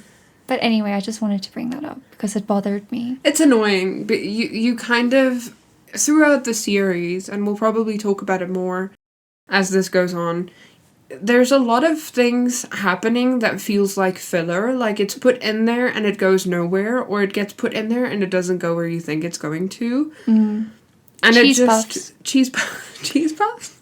Remember we had the whole cheese puff? Oh no, we might have deleted that. Oh no. What was our cheese puff analogy? It's like, you know, it's filling and it's really bad for you, but you can't stop eating it. You know, like cheese puffs, if you eat too many, you get sick, but then you still carry on because you may as well finish the bag. Yeah. Okay, anyway. And then you take 2 of them and lick the tips and put them together and make a little worm. No? Is that just me? I've never done that. Sorry.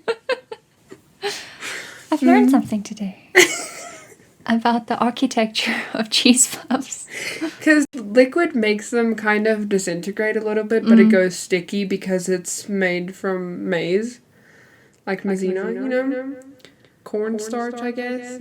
I think Americans call it cornstarch. We call it maizena. But it gets sticky when it gets wet, so if you just like make them a little bit wet and stick them, they stay. So you can like make a whole like cheese puff centipede, cheese puff centipede, cheese puff centipede, cheese puff centipede. I've never done that. Anyway, not at all important to the... Anyway, Might have derailed a little bit. were- It's okay. At some point later, Zoe goes back to her wall and eavesdrops again. Like, she goes to this tree a lot, and later we find out why this tree is significant, but like there's this specific tree and a specific section of the wall around the school where Zoe goes to hang out whenever she's like feeling sad or she wants to be alone and or think about vomit stuff. or something. Or she wants to puke. But there she sees Neferet with Elliot, who died in the previous book, right? He did. Yeah, and we're like, what? Elliot's dead. Oh my gosh. And that again seems sus about Neferet. Like, Neferet is looking worse and worse as the book goes on. And this is like the scene where we see him... Is this where we see him like drinking from Neferet? And yes, I think so. there's this whole like really gross erotic scene where... Because it's not you know, erotic. it's not erotic to me, but it is to them, you know? We see her like talking to him and like feeding him, you know, kind of in a like fake motherly way. She has this whole like fake nurturing thing with him. There's definitely, like, you can see the power dynamic between them. Anyway, it was gross. It was gross. It's very suspicious. Yeah. And then later, Eric, who's conveniently been away while Zoe's been running around showing her tats to Lorraine. Oh, he was on like an acting thing. Yeah, that's his thing. He's an actor. He's an actor, so he's good in drama and he does like plays and monologues, and so he's on this like actor retreat type thing. Yeah, I right? think it was a competition. A competition, something. Doesn't matter. But anyway, he comes back. And he gives Zoe a dress for her Dark Daughters ritual. Her first Dark Daughters ritual as the leader. It sounds like a really beautiful dress. It does. But I don't know how I feel, because they're not even officially official. And he's already, like, gifting her clothes. Yeah, and I'm awkward with gifts. So, like, to just get something from someone you haven't, like, officially started dating yet, I don't know.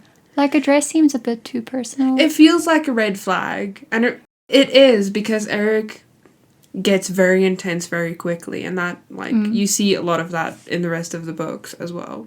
You do. And then while they're preparing for the ritual, Zoe and her friends cast a circle, I think. And to practice, because I think this yeah. is the first official time that she and her friends are going to lead the circle in the Dark Daughters ritual in front of everybody else who visits, who comes to the thing. Yeah, and I think they just want, like, good vibes before the ceremony.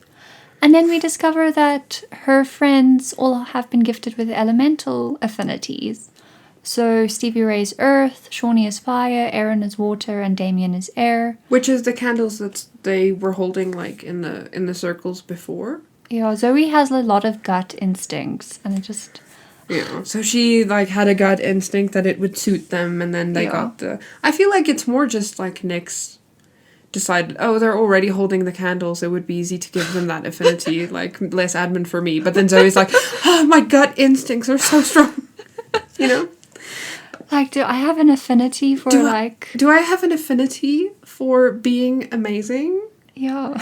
Is that my affinity? Am I awesome? And then it's just Nyx like, girl, please. Calm down. So they do the whole ritual thing, but then Neferet comes and kind of takes the wind out of Zoe's sails. So, she takes over, and then she presents the motto thing that Zoe came up with as her own idea. And I'm like, why? Why would you take credit for that? I would be relieved if I came up with such a monstrosity and someone else took responsibility for it. But Zoe didn't see it that way. Zoe is very upset because, like, why would Neferet do this to her? They're so close, and, Neferet thinks she's so special. Why would she take credit for all my ideas? Yeah. So again, Red flag. sus. And then blah, blah, blah, the ritual happens, and Stevie Ray dies. You're just gonna jump into... Yes, it's very sad. It is very sad. It comes equally unexpectedly in the books because there are signs, but because Zoe is Zoe and she's so self-centered and you're reading it from her perspective, you also don't see the signs because she's ignoring them or, like, not aware of them because she's so up her own arse. Can I tell you, there's even a line where Zoe is, like, looking at Stevie Ray and she's like, oh, she looks so tired. Shame, she must have been worrying about me. Exactly. And wasn't there, like, a scene where Stevie Ray was, like, someone was coughing and it was Stevie Ray and Zoe was like, who's the annoying kid who's, like, coughing during my ritual, So, very self-centered. We don't know it until it happens, and then once it does, you realize there were all these signs and we were just missing it. And it's an incredibly sad scene because Stevie Ray is so nice. Like, she's so much better than Zoe in, like, every way. Yeah, I cried the first time I read the book, and that did. happened because I wasn't expecting it. I was like, no, what, it was. Stevie? It's such a shock, and it's the last person you would want to die. And, like, Zoe gets blood all over Eric's dress, and she's Eric's dress. You mean the dress he gave? Sorry. So Zoe is holding Stevie Ray in her arms. She has blood all over her dress, and then she's like, and then my best friend died. And, it's very, like, a heavy moment. It is. It really is. And then Aphrodite later tells Zoe not to drink anything that Neferet gives her.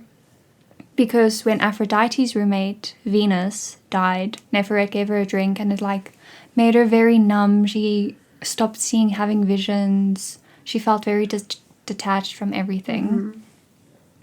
And I think that plays into, remember in Marked we mentioned, like, how the whole school seemed very okay with fledglings dying. Yeah, the teachers and everybody kind of expect you to just move on. Yeah. And when you don't, she just gives you something to make you do that, I guess. Yeah, drug your emotions away. And I think it also, like, it gives you the idea that Neferet is up to something with kids who are dying, because I'm pretty sure she gives them something to drink as well when they die or when they're busy dying. Yeah, she does. To ease their transition or, like, ease their pain, Mm.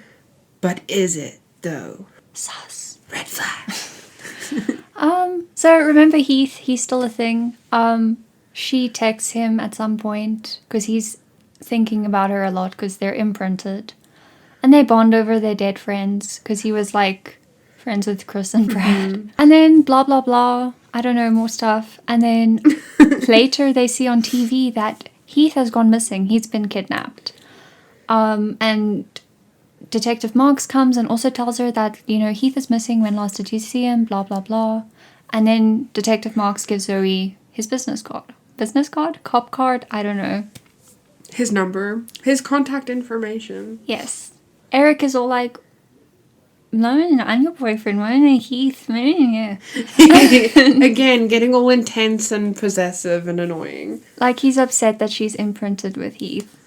So, yeah, anyway. Which, granted, I would be too if I started seeing someone and we didn't give each other, like, the indication that we're not exclusive, and suddenly I find out she's, like, sucking on somebody else's neck, you know? But at the same time, very annoying and possessive, because they also didn't make it, like, they didn't decide we are exclusive. And also it happened before they started being exclusive. Like, Yeah. she drank his blood. Like, way before Eric even... He came, like, after she... Yeah. She, like, drank their blood and then sat down again, and then he came to the tree. And that's kind of where they bonded. Yeah. But anyway, for now, Eric seems to be understanding. But later, Zoe uses her bond with Heath, and she can, like, kind of see where he is, and he's in the tunnel somewhere. So she, like, rides on a horse to go rescue him. And she uses, like, the elements to cloak her, which, again, is just very... I don't really like the way magic is always done in this book, because it's just Zoe thinking, Earth, cloak me, and then, like, she's invisible. Like, there's no... There's no... You know, she doesn't... She doesn't have to do anything. It's just... it comes very easily to her, which is annoying sometimes. Maybe... I like that she can be cloaked by the elements, but, like, it's never explained, like... how to do it, so how does she even know? It's very... And then it just comes to her because she's the chosen one. Again, her affinity is just being amazing. She's just amazing. Yeah. So she finds him. She goes... Well, finds the tunnels. She goes into the tunnels, and then she sees all these other fledglings that are dead. You know, like Elliot, Elizabeth, no last name. Venus, who's Aphrodite's roommate. And, yeah, so they're all like these zombie-like fledglings. Their crescents have turned red instead of blue. They have red eyes. And she realizes that there's, like, the ghosts that she's been seeing near the wall. So the ghosts aren't actually ghosts. They're a lot more tangible. So these are, like, undead fledglings. And she, like, yells at them, and she's like, death hasn't changed anything, blah, blah, blah. And then you hear a voice behind her, and it's like, actually, Zoe, death has changed some things. And then she turns around and, Stevie Ray! She's alive! Dun dun dun. But anyway. But Stevie Ray is all, like, edgy and, you know, a shell of her former self, so to speak. There's some skerfuffling. No, that's Scuffling? Skerfuffling. Is that a word? I think so. I don't think it means what I think it means. You keep using that word. I do not think it means what you think it means. She's trying to rescue Heath. They're trying to stop her from rescuing Heath. From rescuing An Heath. altercation. Yes, a physical one. And then she burns Elizabeth No Name to death. And I was like, oh, R.I.P. Elizabeth. R.I.P. Elizabeth. She was, like, she died and then she just died again. Shame. And then Zoe's kind of, like, weak from the altercating. And Heath kisses her and pours some of his blood into her mouth so that she has strength to fight. She kind of manages to get Heath out. Stevie Ray follows her and asks Zoe, like, please just let me die, please kill me. And Zoe's like, no, I'll find a way to rescue you, blah, blah, blah. She calls Detective Marks. He comes and tries to save... Well, he does save them. He's like the getaway vehicle. Neferret also pops out of the bushes. Was waiting in the bushes for us. I can't remember where she came out from, but she was definitely lurking somewhere. She was, like... I think she was kind of already there, which felt very dodgy, because, like, how did she even know about what was going on? And then Neferret is like... Zoe, forget what you saw. And then she wipes Zoe and Heath's memory. So Zoe is driving with Detective Marks, and she feels like something is wrong, like there's something niggling at her that it doesn't add up. She's missing something, you know? So, like, again, she uses the elements to bring back her memory, which again is just very... To heal herself, I guess. Yeah, so, like... Wind, blow back my memory. Water, wash back my... I don't know, it was... Water, wash back my memory. Fire. Earth, grow back my memory. Fire, burn back my memory. Spirit, like... Kumbaya back my memory. And then she goes back to the House of Night, and Neferet's like, oh, Zoe, I'm so glad you're okay. So they hug. And then Zoe whispers to Neferet, like, this isn't over yet. And that's basically it. Yeah. So Stevie Ray is undead. Heath is still imprinted. And still, like, almost died, but didn't again. Yeah. Zoe's still awesome. Yeah. So then there are the graphic novels. I nearly forgot about them. But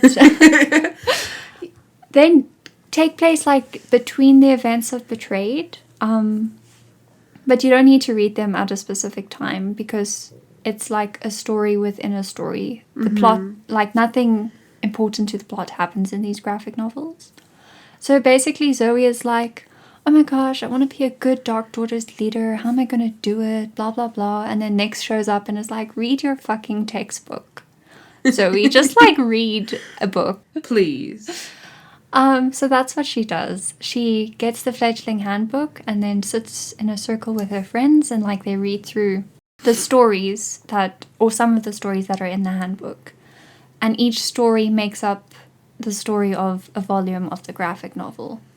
So, like the first volume deals with the element Earth, and it's the story of Freya and how she wanted to start like the first house of night in Scandinavia, and there are like wild cats involved. I don't know. And then there's the one that deals with the element of air. It deals with the warrior queen, the Celtic warrior queen Boudica and her daughters. And like with the Roman conquest. So there is assault in this one, so be careful about that. You mean like essay things? Yes. Just keep that in mind if that stuff could bother you. If you're a younger viewer, younger reader maybe, or somebody who's triggered by essay themes and things, maybe don't read them. Stay away from that. Tread with caution. Yes. And then the water one deals with Circe and Odysseus. I like the art style in this specific volume because they were like drawn to kind of look like Greek, like in a Greek, ancient Greek art style. So I thought that was cool. Then there's the fire one with Cleopatra and Antony and like Alexandria burning down.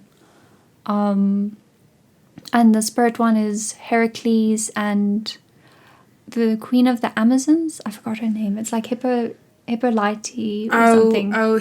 Hippolyte? That one. We don't know how to pronounce it. We'll put it up on the screen. If you know how to pronounce it, please let us know down in the comments below. Yeah.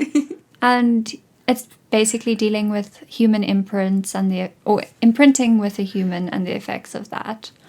So, yeah, like the graphic novels, I really enjoyed them. If you're into like folklore and mythology, even if it is like fictional, then I think you'd enjoy them. They're very good. I didn't read all of them. I still need to read some of them. But they're also like, if you enjoy comics or graphic novels, like they're pretty quick reads. I feel like together they would make up like one big graphic novel. But as they are, each one of them, it's more like the length of a comic book, and the illustrations are beautiful. Especially the cover illustrations. Yes. They're really nice. They're really beautiful. They read easy.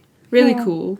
What's cool also, like, so why I would recommend reading this after Betrayed is at some point during one of the volumes, Stevie Ray has a dream that she's going to die. So that's like foreshadowing or whatever. And we also have this moment with Zoe and her younger brother. And I was like, oh, he exists. So you get to see her brother once, which I guess is nice. But I would recommend, whenever you read the graphic novels, if you do, like I would recommend reading it in conjunction with the Fledgeling Handbook, because like I said, a lot of those stories are already in the handbook. And the Fledgeling Handbook is like a textbook that, like, it's like a real life textbook.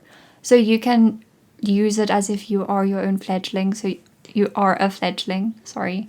So you can write like your name and the date you were marked, and like, oh, on this day I started craving blood, and on this day, I killed my first human, like that kind of thing. So it has like those stories and some other stories as well, but those stories also like pop up again in the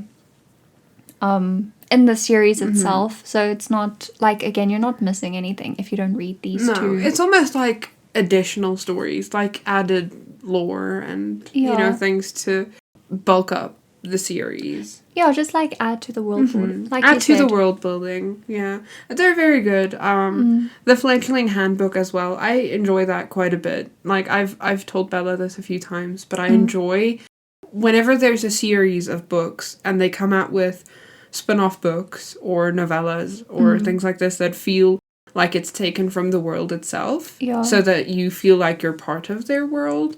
I like it too. I like it. It's the same with, like, in Harry Potter, when you read their textbooks, like Fantastic Beasts and Quidditch Through the Ages. It's really fun. Makes you feel... It's very immersive. Yes, that's the right word for it. Yeah, so if you're into that, if you enjoyed the world building aspect of House of Night, or if you just enjoy, like, mythology and stuff in general, then I would recommend it. But it's not... It's not essential to the plot line. So, in Marked, Zoe was marked, and in Betrayed, I'm assuming she was betrayed by Neferet. I think so. I think so. What happened in Chosen? So, Chosen, the book starts on Zoe's birthday, which is the day before Christmas. And then we kind of get another peek into Zoe's personality. Just how wonderful Just she how is. wonderful and amazing she is. Because she makes an entire drama out of the fact that her birthday is before Christmas. And people always give her, like, combined Christmas and birthday gifts. And that's a huge issue for her. But then, she also didn't tell anybody besides Stevie Ray that she hates the quote-unquote birthmas gifts. So when her friends inevitably give her Christmas-themed birthday gifts, she's super upset at them, even though she never told them not to. And it's beautiful gifts. Like really expensive gifts Really as well. expensive gifts, really lush. Like, she gets, like, boots and, like, a beautiful, or something. Yeah, and like a bracelet. A beautiful, like, bracelet with a little snowman diamond, I think, on it. Or a pearl, something like that. And a cashmere scarf. And it's, like... They're amazing gifts that anyone would be lucky to have, but because she's Zoe, she makes a whole scene out of it. And at the end of it, when her friends are like, okay, but why didn't you tell any of us? Because now we feel like assholes. She's like, I told Stevie Ray. As if that's, like, a good enough excuse. To act act the way she is acting. But just quick interjection. I forgot to mention this in Marked, but I'll bring it up now. So... her grandmother comes to visit her, and then she gives her, like, a first edition Dracula book for her birthday.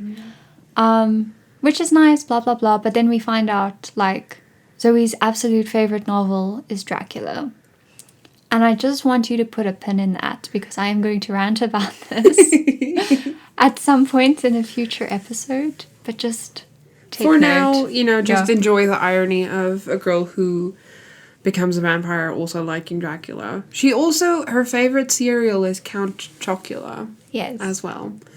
Just so you know, she's very on brand. Very on brand. Which is another way of saying she's a one-dimensional character, but anyway. Later in the book, while Zoe is out and about, she comes across Stevie Ray in an alleyway drinking, like, a homeless person's blood. Which...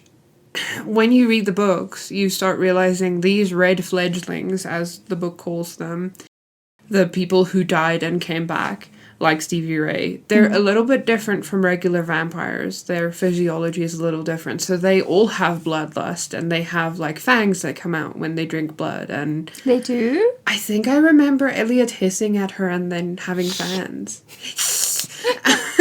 But Anna will dive more into the physiology and all their special abilities in the next episode. Yes. So stay tuned. Stay tuned. Tune in next time. And then, because Zoe doesn't agree with this, she, like, stops Stevie Ray from doing it. The homeless person, I think, scuttles away. Is that a word? Scuttles? Scuffles?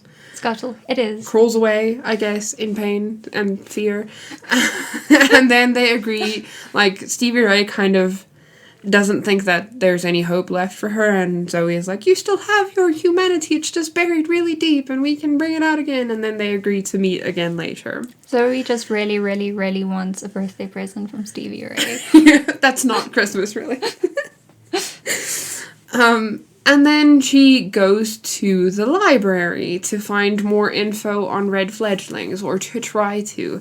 And who do we run into in the library? The library. Who is lurking there? Who is lurking in the library but Lauren?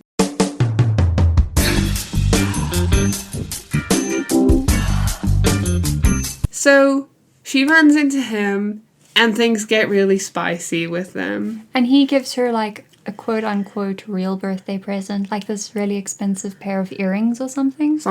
I don't know. Which was like... Anyway. Yes. He gives her some special like earrings, and she's all happy about it because it's not Christmas themed. How did things get spicy? Did they start kissing? Did he... Maybe. I feel like they did kiss at some point in this book. When we recorded this a previous time, I was more refreshed on what they did, but just know it got spicy. That's what our notes say. That's what our notes say. You know, make of that what you will. And even later, we find out that Aphrodite has gotten Stevie Ray's affinity for Earth. You know, it's almost like she has been replaced. She's like the placeholder for Stevie Ray. There we go. That's the word I was looking for. She becomes sort of the placeholder for Stevie Ray, and so she becomes part of their circle now because she has the affinity, so she can hold the like candle.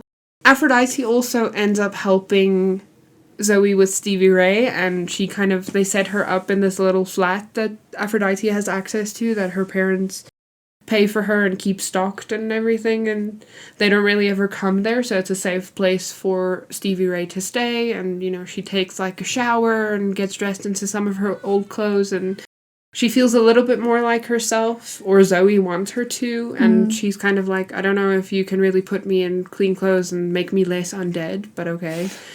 Shame. And because of Aphrodite being the only one who knows about Stevie Ray being alive again, they bond over that, and they kind of decide to team up against Neferet. Because they're like the only two in the House of Night who know what Neferet is up to, or know that Neferet is no good, basically. And in this book, adult vampires start dying. So when Aphrodite and Zoe come back from, you know, setting Stevie Ray up in her little pad, they find Professor Nolan dead, and she's been like crucified. There's like a Bible verse stapled to her or something, staked through the heart to her. She's, crucified, hanging, you know. Because of the way Professor Nolan has been left there, it seems like this death was caused by the people of faith. It's very much suggested that they're the ones killing the vampires. Or were they? Or are they? At least that's what it seems like when you're reading it at this point. And Zoe, during this book, intends to, like, break up with Heath. She fully decides, like, she wants to break the imprint. It has to happen now, because the longer they leave the imprint, the stronger it'll get, and the more difficult it'll be to break it eventually. But then, when she goes to meet him to break up with him, they end up just getting, like, kinky in the car, in her little bug, and the only reason that scene stops is because somebody, like, taps on the window and tells them, "You can't do that here!" So obviously their connection is just strengthened because, you know, she drinks his blood again. There's like some dry humping and very not safe for work scene. So she has like 3 boyfriends now, because she has Eric, she has Heath, and now Lauren, because she got steamy with him in the library. Yeah. And for her, that's like a problem. She has to juggle all these sexy men. She has to juggle all these attractive guys who love her so much. And then she and Aphrodite, I think, together decide that they want to cast a circle to try and help Stevie Ray come back, or like try to heal her humanity somehow. And I think they tell the friends that they want to cast a circle, or Zoe tells them, but she doesn't tell them why yet. She's been keeping a lot from them up until this point. And Neferet keeps, like, working against her, and she, at one point, puts, like, a border around the school, like a spell thing that will alert the teachers if anybody comes in to the grounds.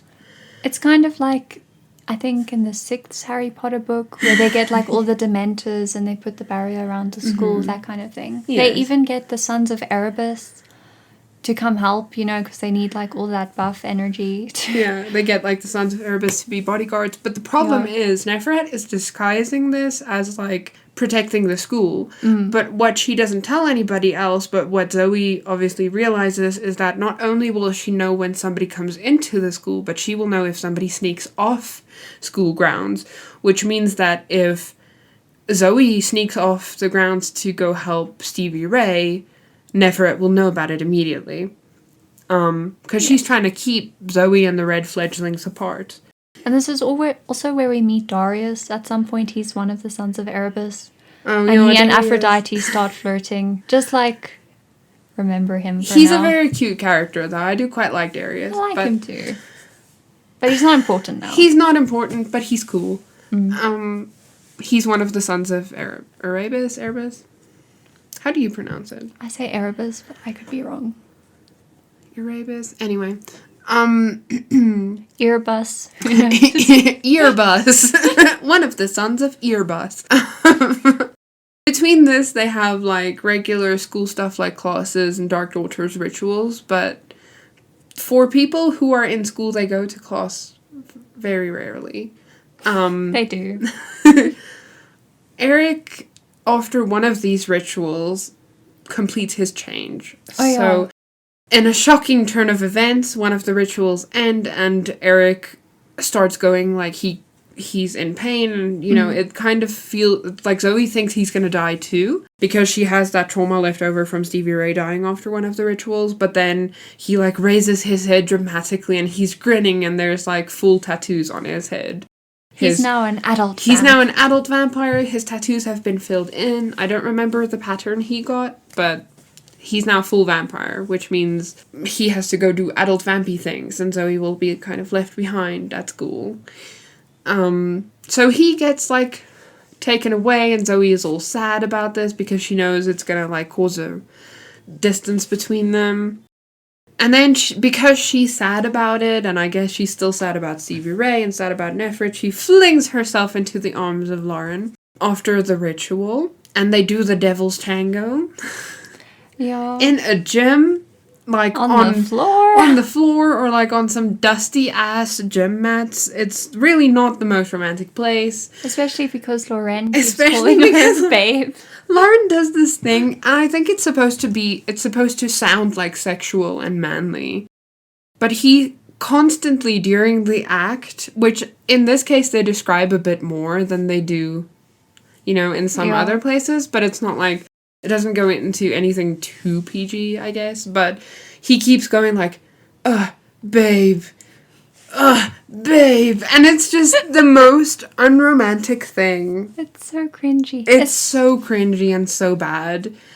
Especially since he's supposed to be this poet, you know, you would expect something a bit more, like, refined. Yes. Or eloquent. You expect him to be so good with words, and, like, in that moment, all of the things you thought about him being this, like, really smart guy and super, like, good with his words and writes beautiful poetry, it kind of crumbles around you in that moment when you see him more for what he truly is, and I think the same thing kind of happens to Zoe. No, definitely. But then, because they had sex and because they drank each other's blood, they imprint with each other.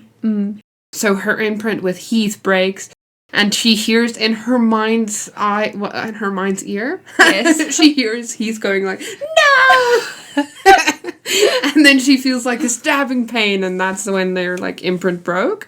Because this new imprint with Lauren has now replaced the imprint with Heath. So because it's between an adult vampire and a fledgling, it's like stronger, so it overrides the imprint, is how I understood it. It's like when you have something on a DVD and then you put something else on it. Poor Heath. He is the movie that has been overwritten by Shrek 3. Where was I? So he's all sad, they do the... Okay. So the imprint with Heath is broken. The relationship with Shrek-Rick is Shrek-wrecked because he comes across them after doing the dirty tango. He comes in all dramatically and sees her like lying there naked, and he's all upset, naturally, because he thought they were dating. And does she try to go after him? I don't know. I don't know, she was naked. I'm not sure.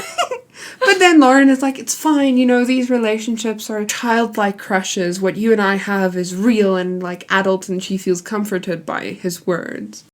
But then later, because Zoe is all sad, she goes to try and find Lauren again. But then she walks in on Neferet and Lauren doing the nasty tango together. So we find out that that's also a bust. There's no more like adult boyfriend there, so she has no one now.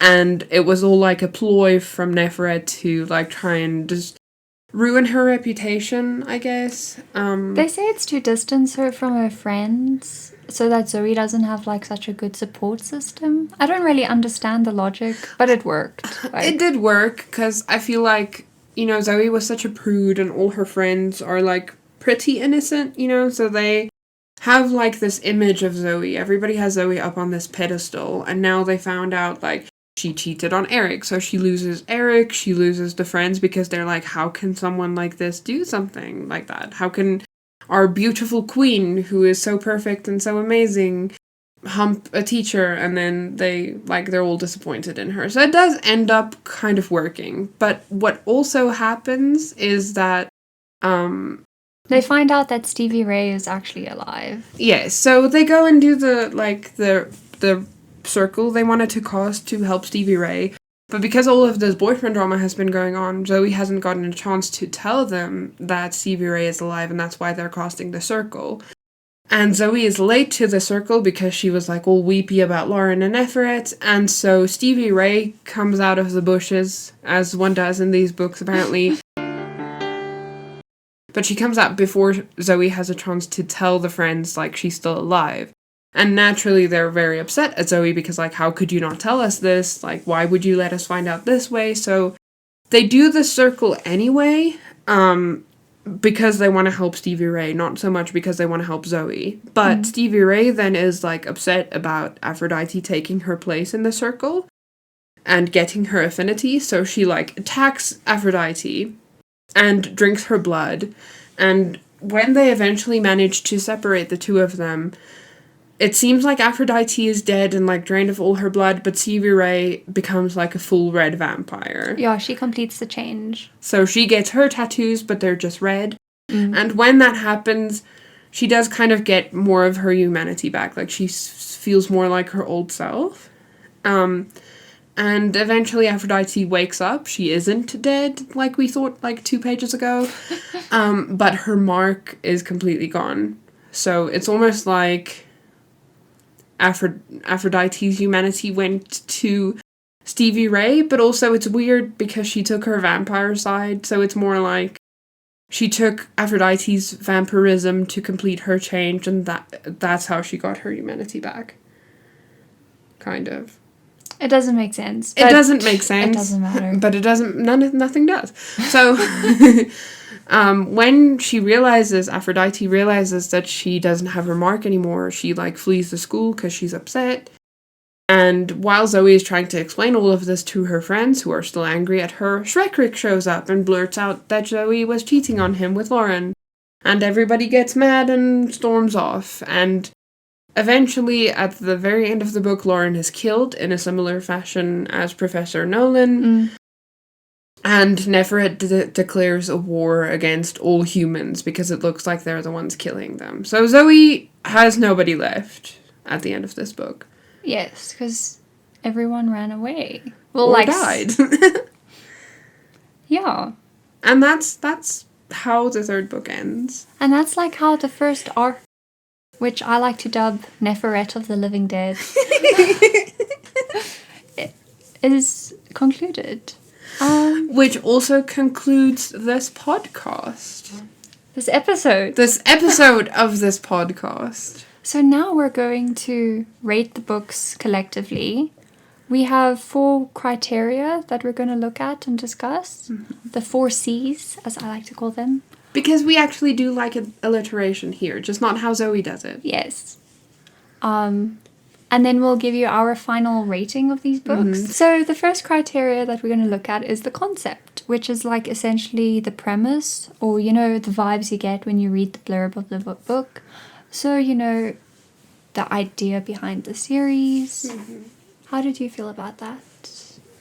I mean, I was the one who bought them after, like, reading the blurb in the store, and I do think that the idea of the stories are cool. I talked a little bit about it in the beginning, but I think I like the world they're in. I like the way it's written in a lot of ways. So I think concept-wise, it's pretty cool as a vampire book, as vampire books go. I like it too. I like the Vichy. The Vichy. I like the Vichy.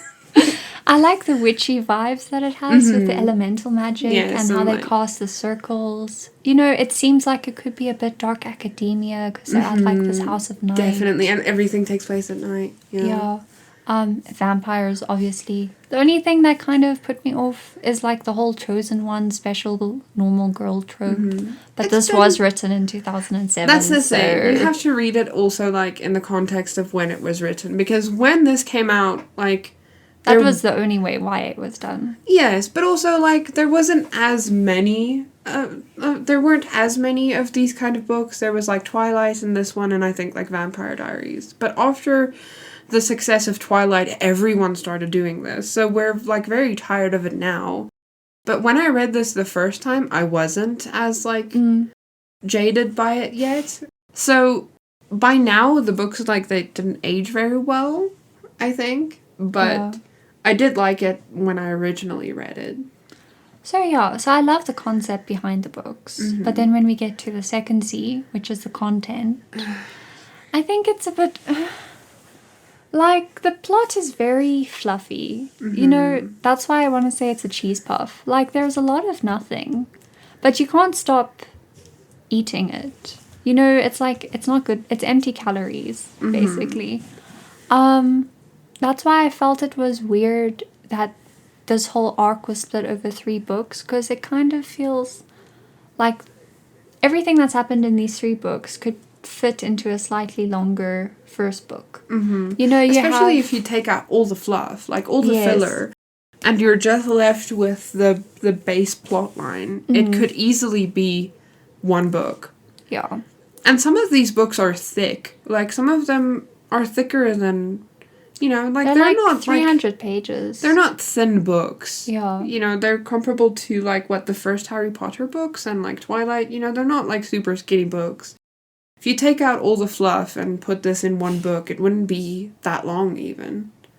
I agree. So, like, in each book, like, the first 70% is kind of a lot of nothing. It's just Zoe, like, and then the last bit of the book is like really exciting and shit goes down and you're like, oh my gosh, how are they going to fix this? And then it ends like almost on a cliffhanger. And then you want to read the next book. Like, you want to open the next bag of cheese puffs. But then you start like all over again. Yes. You think like this ended on such an intense scene. But then the next book starts off like really calm and peaceful and fluffy until you get to the end again. Yeah. So the content doesn't live up to the concept in my mind. But...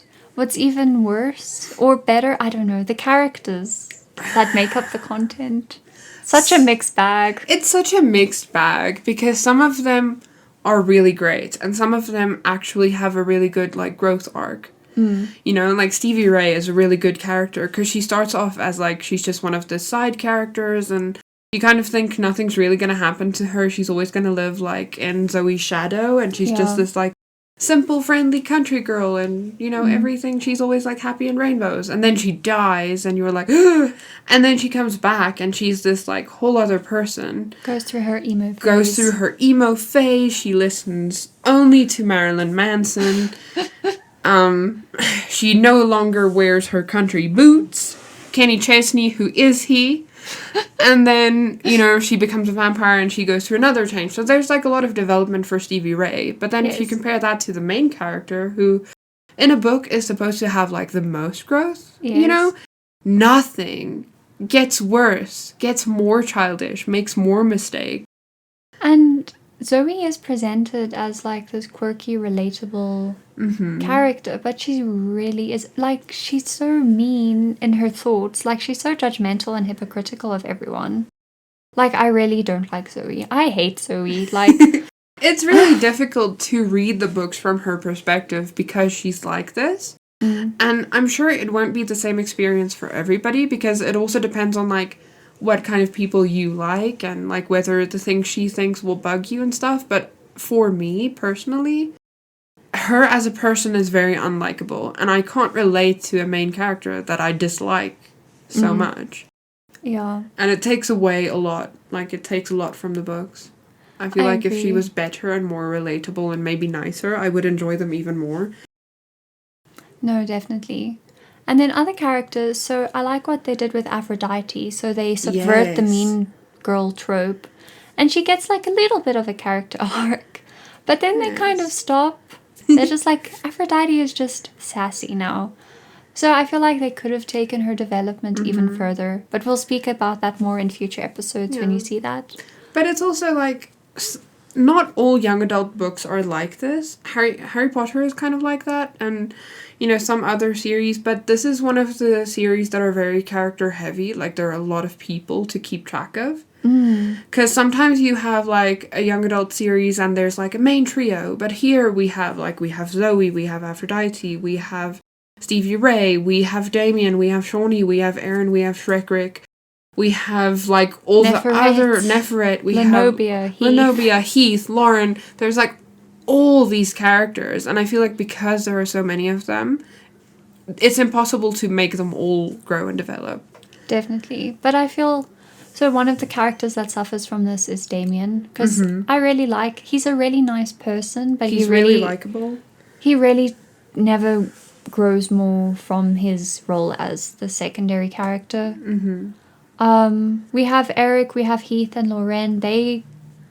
Yes, Lauren, I also like the subversion. You think he's sexy, meanwhile he's actually just a creepy asshole. I like how the book kind of exposes you to that. Like, once you see that, you can read back and realize, like, you didn't see it before.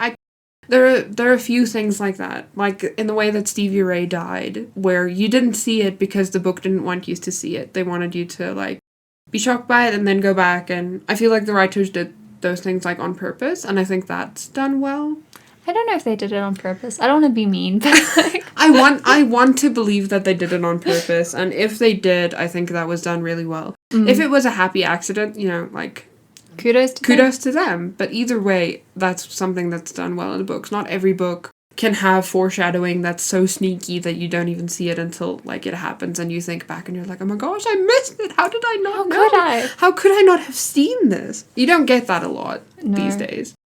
Especially not in the later books, but anyway. Yes, you know, it's good now, it gets worse. Yeah, and who else from... Okay, Eric will discuss a bit more because he grows... His development happens later on. The same with Shawnee and and in another Aaron. way, you know, like, it's development, but not, you know, in the same way that we're talking about now. So, if you want to know more about their arcs, then... Stay tuned. Subscribe. Like and subscribe. Switch on the notification bell if you want to be notified when we upload our next episode. Yes, please do. So yeah, that's basically it for the characters. Heath subscribed me. No, surprised me because I thought he would just be like, you know, the annoying human boyfriend that the main girl has, and then when she ventures out into this other world, like, he just falls away. But no, he just stuck like he sticks a piece of around. toilet paper to your shoe. He really does stick around, like, much longer than even I thought he would. But again, not much development there. No, like, he grows into a more prominent character, but not because he grows as a person. No, it's just because he's there. He's there. He's always there. He keeps showing up. Like, every book ends with him almost dying. And Zoe has to go save him. Zoe has to go save him. Like, this is the only one where that didn't happen because Zoe slept with Lauren and then he was like, no! And then we don't hear from him again until some of the other books. So I guess in a way he died. His heart poops itself, Shame. I guess. Which is, it's a shame. I do feel bad for him. Like, 'cause I feel bad for him. He's quite a likable character. You know, he's one of those, like, simple country boys that maybe he's not super smart, but he's not like, he has a good heart, you know? I don't know, he's quite likable. He is. He's a nice, like the same with Damien. He's a nice person. It's just his character writing, I think, is a bit lacking. Yeah, the writers kind of did them dirty in that way. And like on that note, let's address the last C, which is the craft. And that is essentially like the prose, you know, the level of thought, I think, that went into the actual writing of the book, you know, how it was structured, the vocabulary usage, writing style and stuff like that. Writing style. And for me personally, this was my least favorite component of the series. I know you don't feel the same. I'm easy to please, though. In this way. I'm sorry. You have standards elsewhere. I have standards elsewhere, but when it comes to reading like a bit of smut, you know, I'm not above reading smutty books that maybe aren't written as well as like... I wouldn't call these full-blown smut yet. No, there's like smutty elements, but it's not like full trash. It's like smut Cheese for teenagers. puffs. Yes. Cheese smuts? Cheese smuts.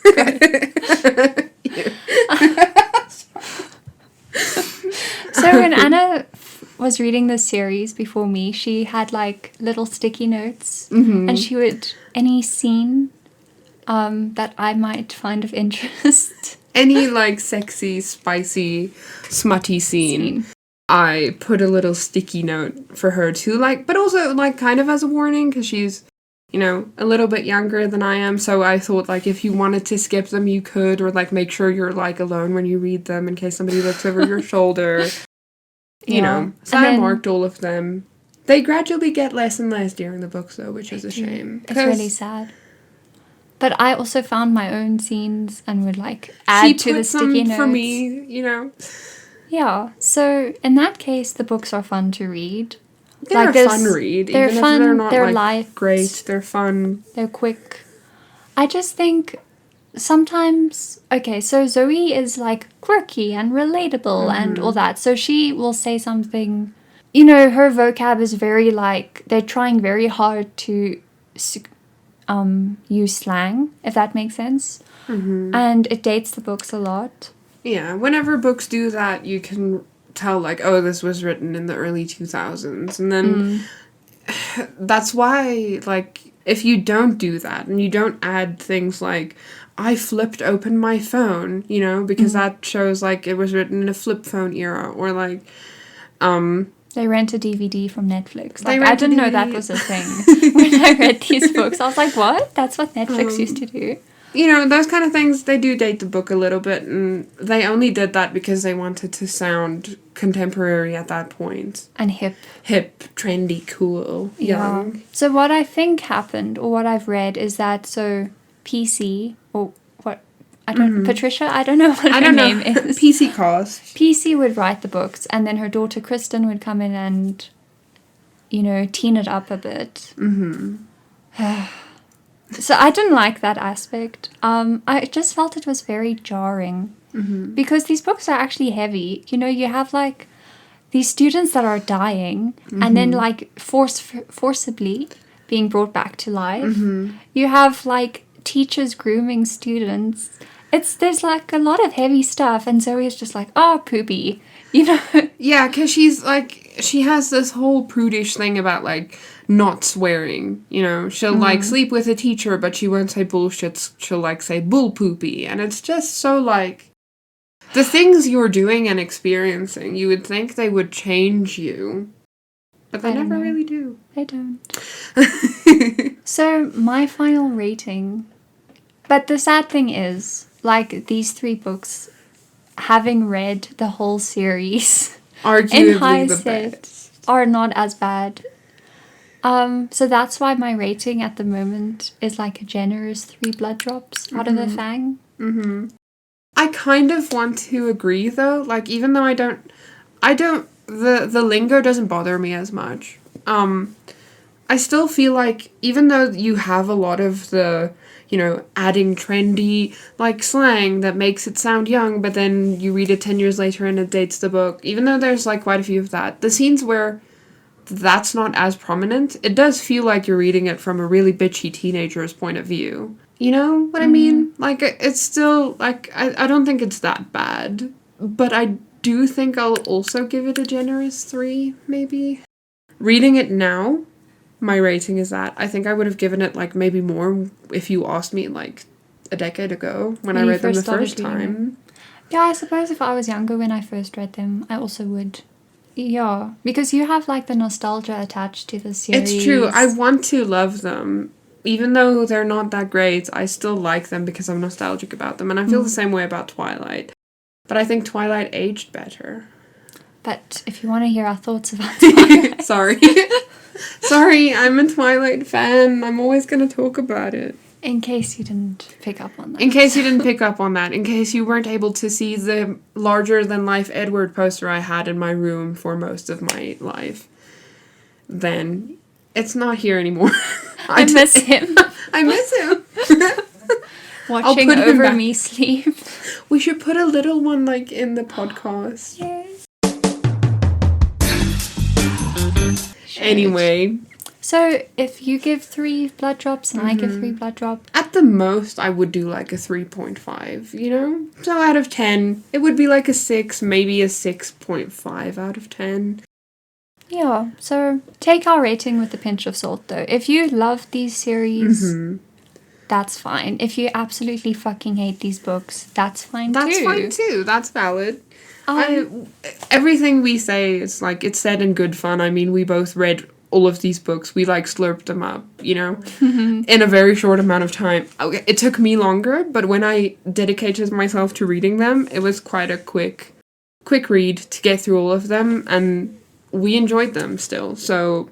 I think I enjoyed that we could talk about it the most. That was the best That was component. like, if you have a friend who also likes vampire stuff, and you like vampire stuff, read these books together, because then, you know, the bad stuff, you can, like, laugh about it. You know, it doesn't irk you as much, because you're like, oh my gosh, look at this poem that Lauren wrote. And then it makes it more fun. So I think because we have that, I also enjoyed them more. I agree. So I hope you enjoyed this episode. Thanks for coming along on this wild and wacky ride and listening to us vent about how much we hate Zoe. Yes. If you like this content, please let us know with your thumbs up. If you didn't, then keep it to yourself. No, I'm joking. If you didn't like it, leave. No, well, maybe you'll like the next one, you know, because we're planning on doing many of these episodes. We're planning on finishing this series, and then, like we said, we'll move on to Twilight. We'll also do standalone books like Dracula. The classics. The classics, you know? So even if you don't like these books, maybe stick around and see what else we come up with.